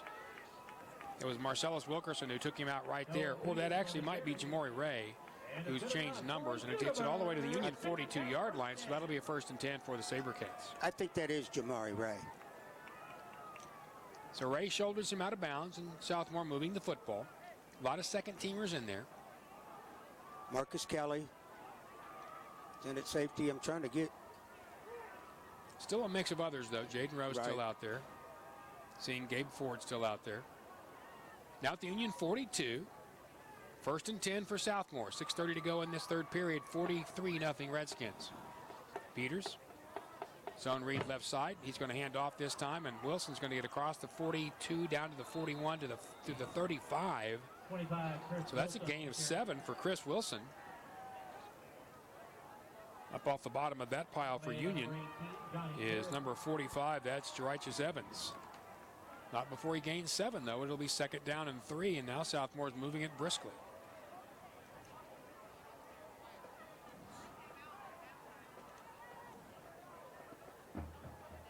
Brought some of the first teamers back out. Right. Isaiah Dorn is out there, though, playing a little in that middle. Did bring back out Michael Walker. 2nd down and 3 at the 35 of Union. Peters again in the shotgun. Zone read right side. He's going to keep it again. He's going to get strung out. He's going to beat the 35, and he'll dance out of bounds just inside that. Chased again by Kohler, but he got the first down. He got just what he needed to the 32-yard line, and it'll be 1st and 10 right there for Southmoore.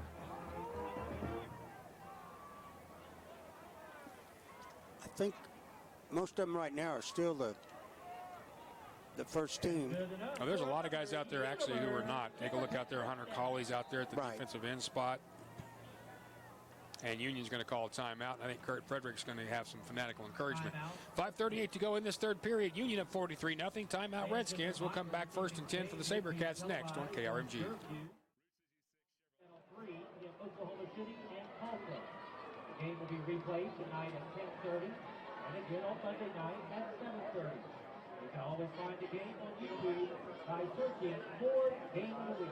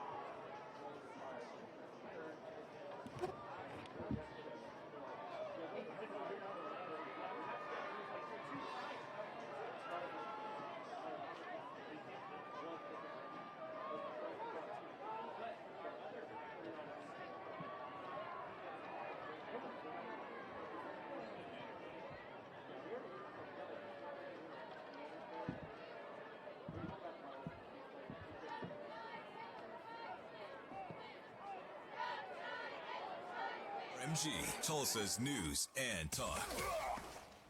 5:38 to go, third period here at Moore Schools Stadium, where Union leads Southmoore 43-0. Rick Horry with Tom Stockton, Doc Levins, and Richard Johns. It's a big 1st and 10 for Southmoore. They have driven very briskly on this drive. They trail, but this is a good number of Union second-teamers are playing defense right now, and Southmoore's biting off some yardage. They also got some really good opportunities from Noah Peters, their quarterback, who's taken over for Jaden Scott. Peters in the shotgun, 1st and 10, Wilson to his right. He's going to hand off. No, Peters is going to keep it himself, and he dives forward to around the 30-yard line. Got about a yard, and Tom, there's a reason he wasn't the guy starting, but I like the way he runs that zone read. He's a little more patient in there. And he got a yard, didn't get a whole lot. Union tackle in there for Matthias Robertson, but I like the way this kid runs the zone read. Right, he looks like he reads it a little longer, for sure. And he's got a burst, too. Right. You know, he's a young player. He's only a sophomore. You mentioned Matthias Robinson. There's also Nate Marshall's in there as a defensive lineman. A lot of different players. We mentioned that Shane Fields is out there, too. 2nd down and 9 for Southmoore. Now Union's 31. 4 receivers again, 3 left side. That's the far side, 1 near side. There's the snap, and once again keeping it is Jordan. He's going to run out to his right. He's going to get tracked down behind the line of scrimmage. That's a nice play. Union had that thing tracked down all the way. Matthias Robertson just held him up, takes him down for a 6-yard loss, and it's going to be 3rd down now and about 15 for Southmoore, all the way back at the Union 38-yard line. And another one that was in there for a while was, I hope I'm pronouncing this right, Jarichus Evans. Jarichus, excuse me. Jarichus Evans. So we'll mark this at the 37-yard line of Union, and we'll call it 3rd down and 15 right there. They need the 22 to Southmoore for the 1st down. 4:13 to play, 3rd period, 43-0 Redskins. 4 receivers, now that's going to be 2 either side. Ball on the near side hash mark, that's the right side as Southmoore goes left to right. Peters in the shotgun again. Straight back to throw, has time, rolls to his right. Now he's going to have to hurry, and he fires it, and it's dropped. That ball was right in the arms of the receiver, and that was Schreier, one of their best. It hit him right at the 30-yard line, and he just flat dropped it. Now, Gabe Ford was close, and he was coming quickly. And I think Schreiber just looked up and thought, no, I don't want any part of that, and the ball falls incomplete. It's 4th and 15. And linebacker Johnny Harrison was also pretty close in there, and he may have taken his eye off the ball to see who was going to hit him. Oh, I guarantee he was looking to Gabe Ford, because Gabe's already laid a couple of tattoos out there tonight. 3:51 to go in this 3rd period, 43-0 Union. It's now 4th and 15 for Southmoore. They're at the Redskins 37. They need the 22. And a timeout will be called by Southmoore. So we'll talk about it, and we'll take a break. Redskins up 43-0. Fourth down next on KRMG. Route 66. Hi, I'm Dr. Cook. You should tell me what's going on today. My daughter's got a rash on her arm. Parents take great care with their children, even with common medical problems. Not that I Boone Region is here for you 24/7. And if they use virtual care, you can visit a physician in minutes using your computer. Let them tell you. Download Boone Region's virtual care app for Apple and Android devices today. TMJ condition that presents with different symptoms. The most common symptoms are frequent headaches, pain, or limited opening and closing of the jaw. I have successfully treated TMJ over the last 30 years, and it brings me tremendous pleasure to give my patients repeat relief.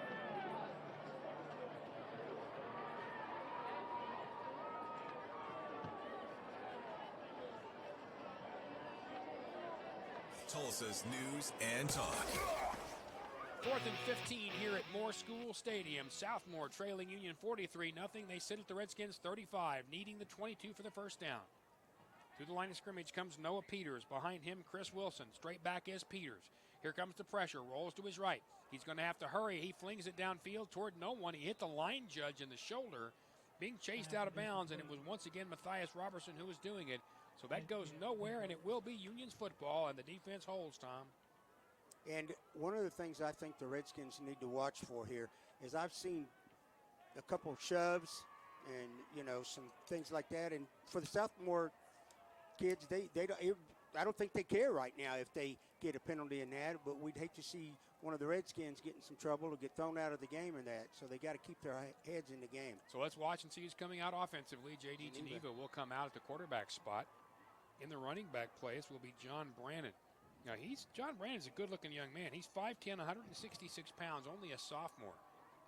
First and 10 Union at their 37-yard line. Geneva, little toss sweep inside to Edwards. He goes to his right, gets across the 40, across the 50. He's breaking free, 40, 35, 30, 25, 20, 15, 10, 5, touchdown.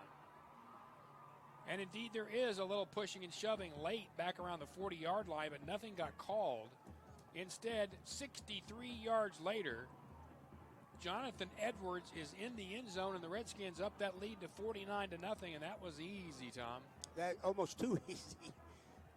That's the guy almost involved in a skirmish back there was Alex Slaughter. He blocked somebody around the 40, and Alex got up, and the guy he blocked did not like that, and he went over and hit him and shoved him, and he ran quite a ways to get to him. The official did not call it, though, so we'll leave it as it sits.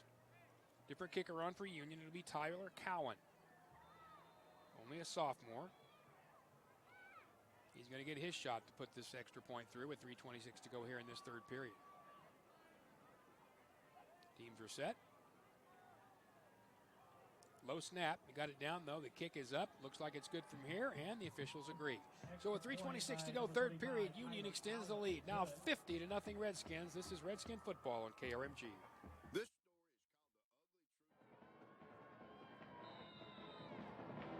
What's better than more True Sky? How about more True Sky than more? Coming soon.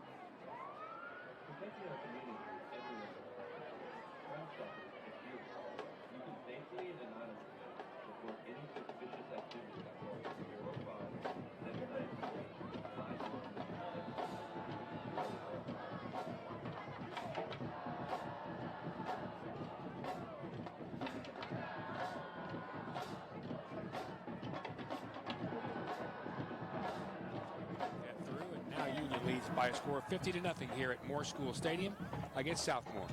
Rick Corey along with Doc Blevins, Tom Stockton, and Richard Johns.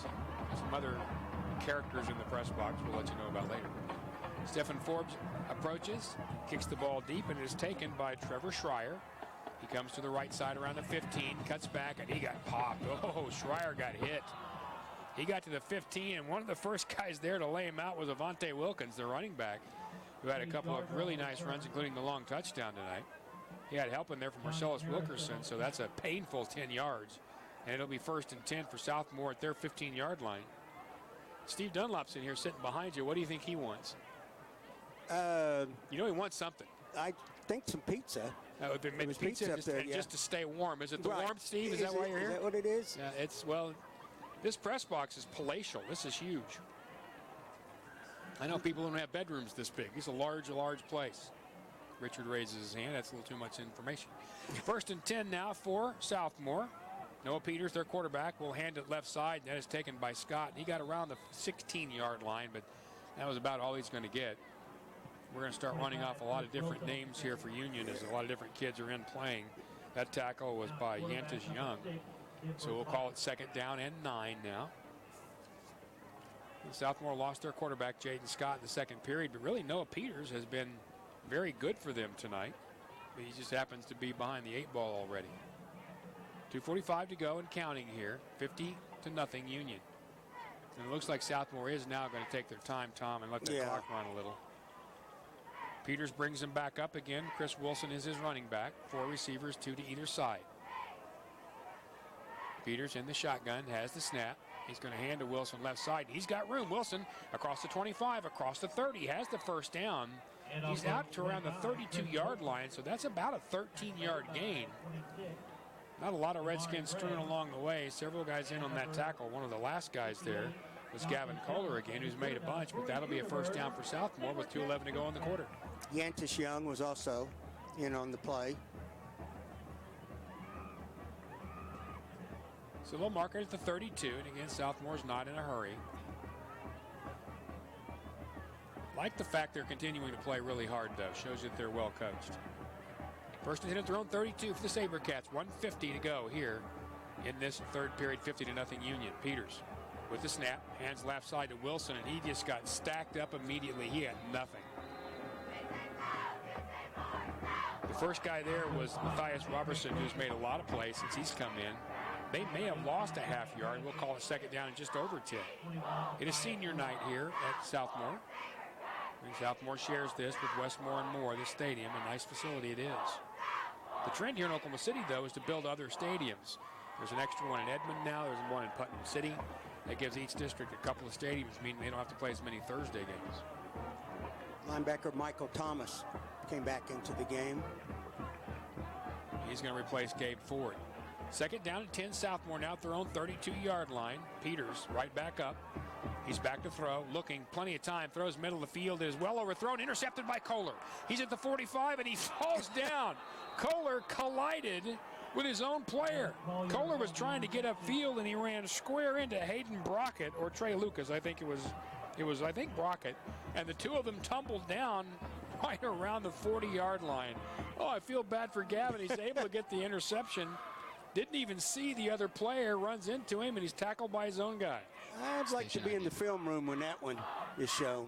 Well, I just know this, and Union has double 34s, both defensive player. Hayden Brockett or Trey Lucas, I don't know which one gets the credit for the tackle, but that's not how you wanted to get it. No. So it's 1st and 10 for the Redskins, up 50-0 with 50 seconds to go in this 3rd period.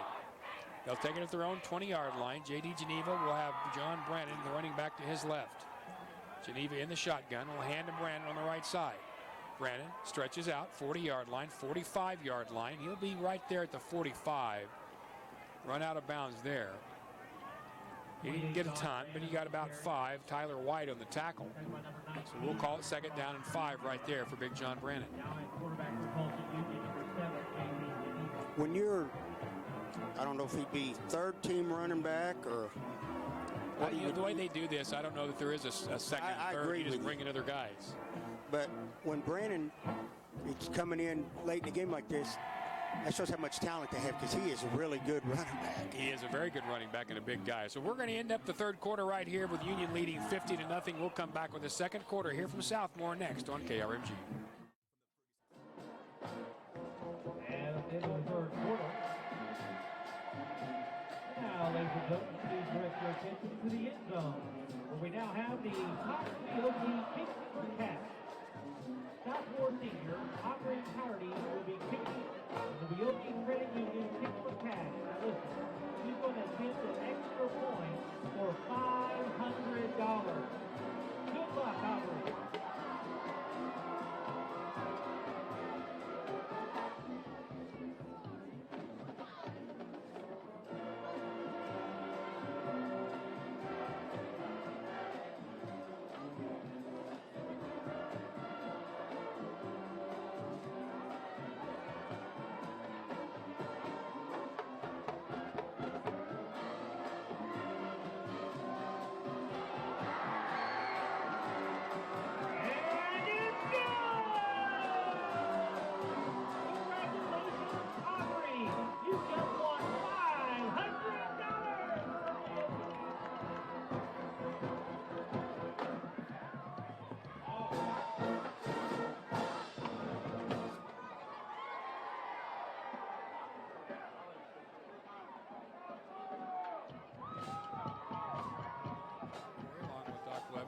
Johns and Tom Stockton.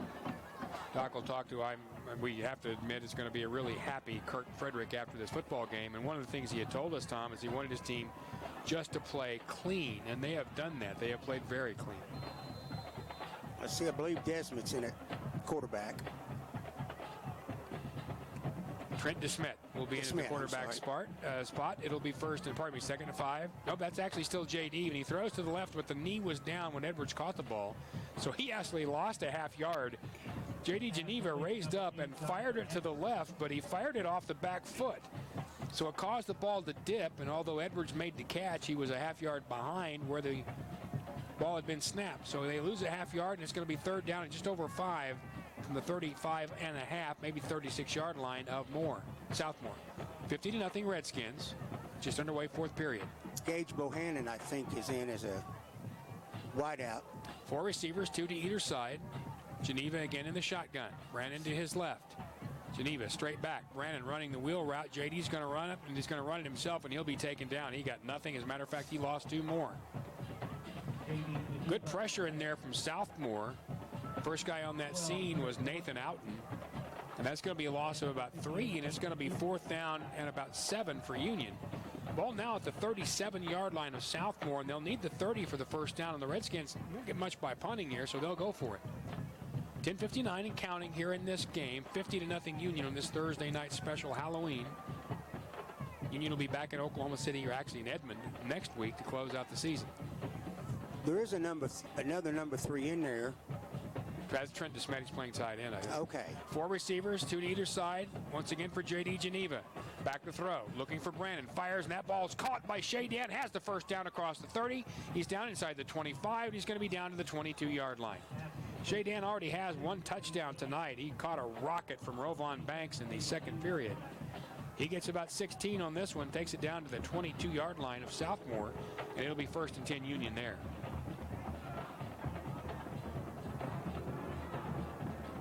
So they'll mark it there. We're going to say it's the 17. 2 receivers go left, 1 right. Now a short slot tight end. That's going to be DeSmet right side. Again, Brannon next to J.D. Geneva. Now DeSmet goes in motion to the left. Hand off to Brannon. He runs right square into one of the first guys there. That was Esteban Hernandez. And he got nothing. And really, DeSmet was supposed to be almost like a pulling guard there, Tom, and get up inside and get him. But he shot that gap, did Hernandez, and made the tackle for no gain. Second and 10. I think Nick Hill is in as a wide receiver. A lot of different players for Union. Oh, a lot. 9:38 to go in this game. 50-0 Redskins, and they are taking their time as well. Geneva ran almost all the way to the sidelines to get the play call. Second and 10 at the 22-yard line of Southmoore. 2 receivers left side. Desmond McDaniels is one of those. The other, I believe, is Gage Bohannon. Hand off to Brannon left side. He's got a little room. John gets to the 20, but he can't get past that. tried to get out of the grasp of one. There was one player out there for him to beat, and he could not quite pull away from Esteban Hernandez. So that'll be a gain of about 2, and we'll call it 3rd down and 8. Wait, 3rd? How about that? Yeah. Doesn't happen very often to the Redskins tonight. 2nd time. 8:54 to go in this game. 50-0 Union. Statistician. Is Richard not making here the trick? 3rd and 8 from the 20-yard line. We're going to have to stop that and just be straight here.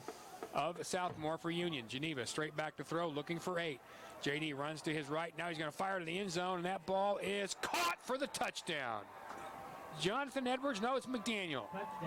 McDaniel went up and just took that ball away from McLean Rogers. Rogers had good coverage, but J.D. laid it out into the outside, or the inside, pardon me, the only place he could go, and he just went and took it away.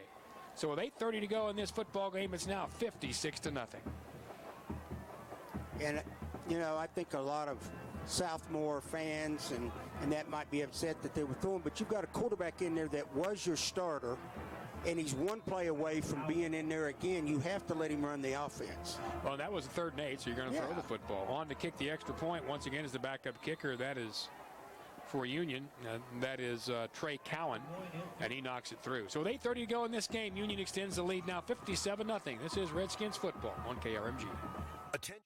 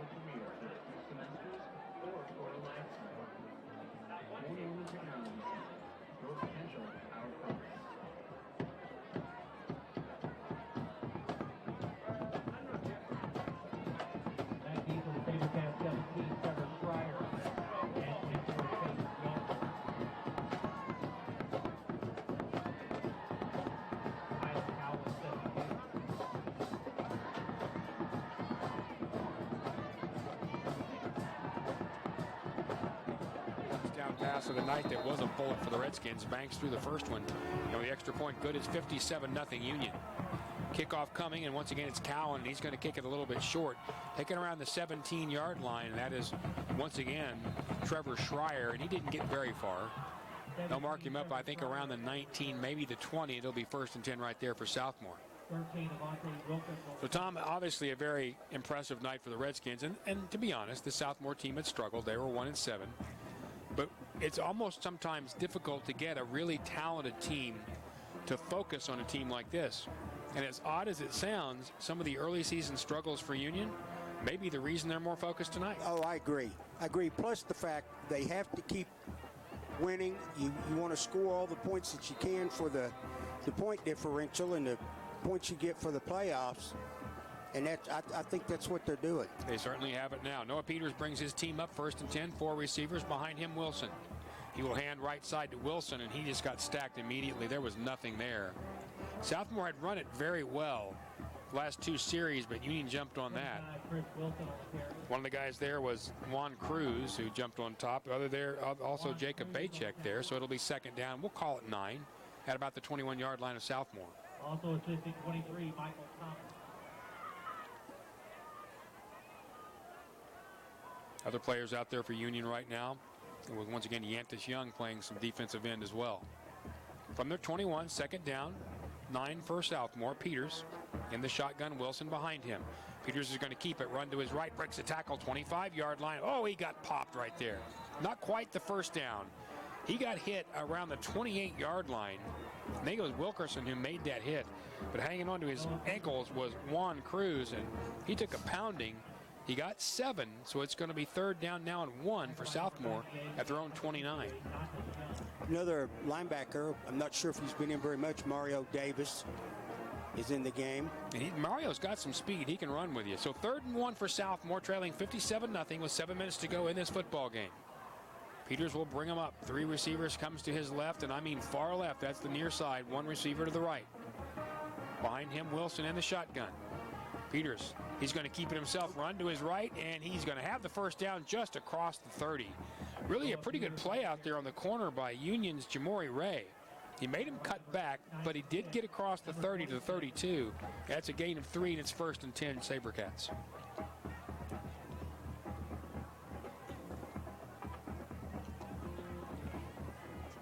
Tom's still trying to count numbers here. I don't have a number. I'm seeing a number 93, and I don't have a number 93 on my. You just never know, then, do you? No, he went in a defensive end. 1st and 10, Southmoore now at their 32. Peters will hand off to Wilson left side. Wilson breaks free, 35, 40. Across the 45-yard line, slung down near midfield. Kohler made that tackle, and he slung him all the way to the 50. So that's going to be a gain of almost 20 for Southmoore. Simple play off the left side. Good blocking by the left side of that line. And with 6 minutes to go in the game, Southmoore's in midfield. Got to like the fight in this team, Tom. They could have easily just called it a night. Very much so. And that, from a coach, and like you said a while ago, from a coach's standpoint, you've got to be proud of that. Well, you know your coaches are doing a good job. 1st and 10 for Peters and his group at the midfield stripe. Peters in the shotgun. He will hand to Wilson left side, or pardon me, right side. Wilson gets across midfield, but not far, about a yard. Pushed back inside, and yes, again, it's that number 93 you mentioned that we do not have on our roster. Also in there was Nate Marshall. Yep, a couple other guys jumping in on the bottom of that. And there is a Southmoore player down. The Southmoore is wearing gold uniforms with very slim blue numbers and a white outline. So it's difficult to tell, but I think that is actually Chris Wilson, the running back, who went down. He's a 5'11", or 5'8", 168-pound junior. Certainly need him back. He's their best running back. While he's down, we'll take a quick break. 5:21 to go in this game, 57-0 Union. This is Redskins football at KRMG.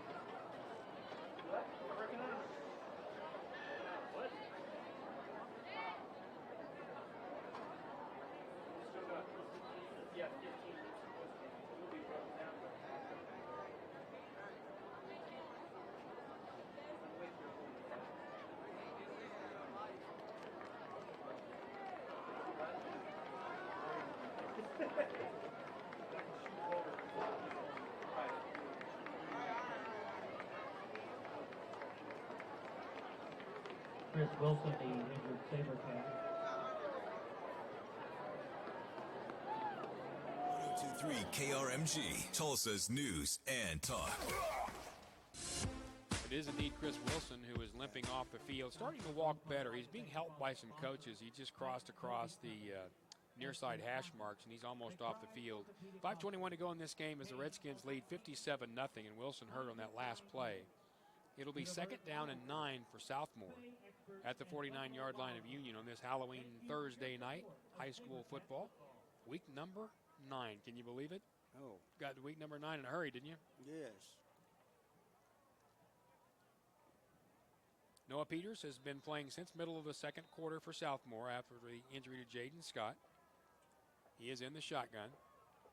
He will hand off, and taken down behind the line of scrimmage back in Southmoore territory at the 46-yard line was McLean Rogers. He was hit quickly by that same number 93, and I know Doc Blevins is down there on the sidelines. And Doc, we're going to have you find out who 93 is because he's not on any of our rosters. They're going to give him very good forward progress back to around midfield, so we're going to call it 3rd down and 10, maybe 11 for Southmoore with 4:40 to go in this game, and the SaberCats trailing 57-0. Peters with McLean Rogers in the shotgun next to him to the right. 4 receivers to either side. Peters awaits. There's the snap. Straight back. Here comes pressure. He's going to fire it left side, and that ball is well over the head of every receiver and every defensive player. He was trying to get out there to Carson Padgett. There was double coverage. He was nowhere close to open, and it's going to be 4th down and 11. That'll stop the clock at 4:28. One of the guys on the coverage that really did a good job there was Hayden Brockett. And Tyler Cowan was out there, too. Yeah. He's the backup kicker playing a little defensive back. If you look off to the right here, which is back to the west and more, see that sliver of a moon, which is just perfect for Halloween, isn't it? Mm-hmm. Chilly night for those out there getting the tricks and the treats, and tonight the treat here is for the Redskins. 4th and 11 now for Southmoore. At their own 49, they'll need Union's 40. Straight back is Peters. He's got pressure. Now rolling to his left. Peters is going to take off and run. He's across midfield, but he'll get nowhere near the first down. He fumbled as he went out of bounds, but it didn't matter. He was being taken down. Shane Fields had a hold of him right there. Jacob Bajek as well. He'll get about 3, and it'll go over to Union with 4:16 to go in this game. Up 57-0. They'll take it at their 49-yard line. Nothing against Peters there, Tom. There just wasn't anything he could do. No, there was he fumbled it because they hit him pretty good and threw him, and the ball just flew out of his arm. So Union will send out, we are certain, more subs, and that's exactly what you should see. A lot of guys having a chance to play. Gage Bohannon will come out and play some receiver. Looks like Jared James will come out and play receiver. Lipsy's still in there far side. Also out there on that far side is going to be Robert Saavedra. Hand off inside, and that ball is going to be handed off to Jose Diaz. But he fumbled. Southmoore says they have it. It was Trent DeSmet who handed it off, and he did fumble. It didn't look like he had his arms too close together, and the ball hit his arms and went on the floor. Yeah, it was just not a very good handoff. No, he was it fumbled was not. right from the very beginning. So with 4:08 to go in this game, up 57-0, Union will flip it and go back on defense. Best starting position of the night for Southmoore. They'll be at the Redskins' 47-yard line.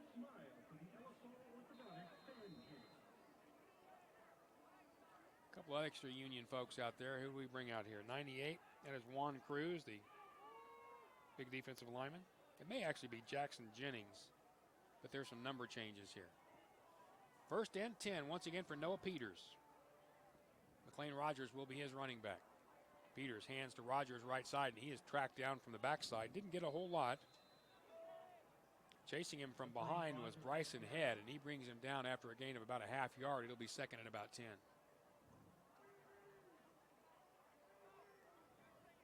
Tackle made by number 98 and number 33, Zion DeVoe. 2nd down now and 10, 47-yard line. Maybe the 46-yard line of Union for Southmoore.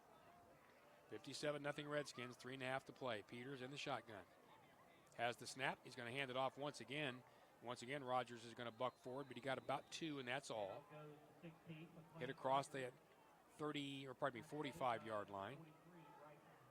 Last guy off the bottom of that is Head once again, and it's going to call 3rd down and about 6. They're going to go ahead and give him down to the 43, so it'll be 3rd and 6 from there.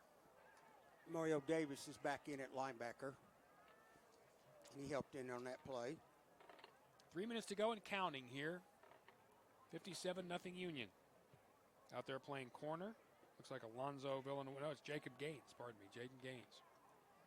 So 3rd and 6 now for Southmoore. The 43-yard line of Union.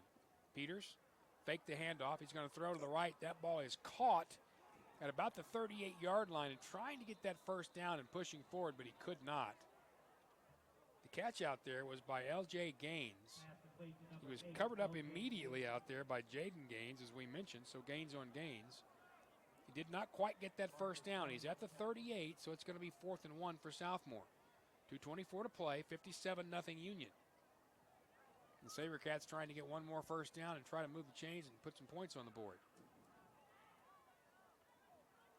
Yantis Young's back in for the Redskins. I saw him come off the sidelines and back in for this New quarterback out there now, too. Denver Blatt is out there at the quarterback slot. Denver is going to hand off left side, and that ball is taken forward and then backwards, and I don't think he got there. He handed off to McLean Rogers, and I think Rogers had the first down, and he just run forward, Tom, but he danced backwards. And when he did, it gave Marcus Kelly time to get there. He made the tackle, and I don't think they made it. I don't either. The officials this is clearly marked at least a half yard short. The referee's going to come over and take a look, but that's not a first down. He's going to measure it, and that's all right. We'll take a quick break. 1:54 to go in this game. 57-0 Redskins. Back with the measurement next on KRMG.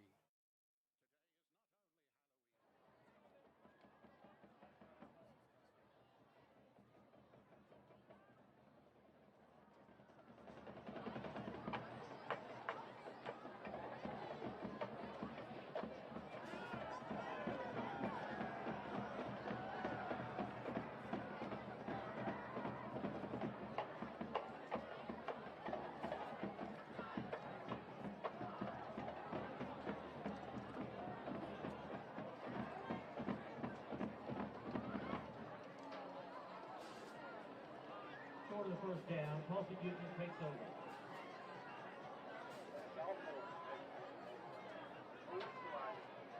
Chevy, find new roads.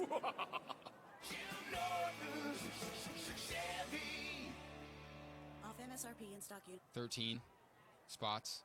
2019 factory rebate vehicles only. Ends 10/31/19. This is the home of Union High School football. 102.3 G, Tulsa's News and Talk. 1:54 to play here at Moore Schools Stadium, where Union leads 57-0 over Southmoore. Rick Corey with Tom Stockton. Doc Blevins is on the sideline. He'll get a very happy Kirk Frederick in a minute. Richard is here as well. Richard Johns. Even got Steve up here, Dunlop, in the press box with us. Legendary wrestling coach. Steve is here because he'll be doing the game next week. Tom and I will both be gone. No, we will not be together. I will be at University of Tulsa taking on Central Florida next Friday night at home, so I will be right there at H.A. Chapman Stadium. Tom will be at a wedding. And not his. And apparently that's more important to Tom than his job, so he'll be there. Oh, my gosh. It's a good friend, I understand. So Chris Lincoln and Steve Dunlop will bring you that game. Union's going to take the snap and take another knee. They've already done it on first down. They'll do it again. Trent DeSmet will take yet another knee, and the clock will continue to run. So there's now 38 on the play clock, a minute on the clock. So Union will have to snap it one more time. They will, and they'll be finished. The Redskins will now move to 4 wins in a row. You know, Tom, when Union won 2 in a row, I told Kirk Frederick, you're kind of on kind of a roll. He said, I only call 2 a roll if it's birdies in golf. Yeah. But I think at this point on 4, it's different competition, we understand. But this team needed to find itself a little bit, and as soon as Rovon Banks took over, they did. I agree with that. It's sometimes 4 in a row, even by Union standards, isn't great. But this is because we are a completely different team. So they will take a snap, and once more, DeSmet will take a knee, and he'll actually lose yardage again, and they don't really care. So that's going to do it. They'll be able to run this clock down to 0. So the Redskins will win this 57-0, and they'll travel back to Edmond next week to close out the regular season, and then we'll see what happens in the playoffs. We'll come back with our postgame next. This is KRMG. All right, welcome to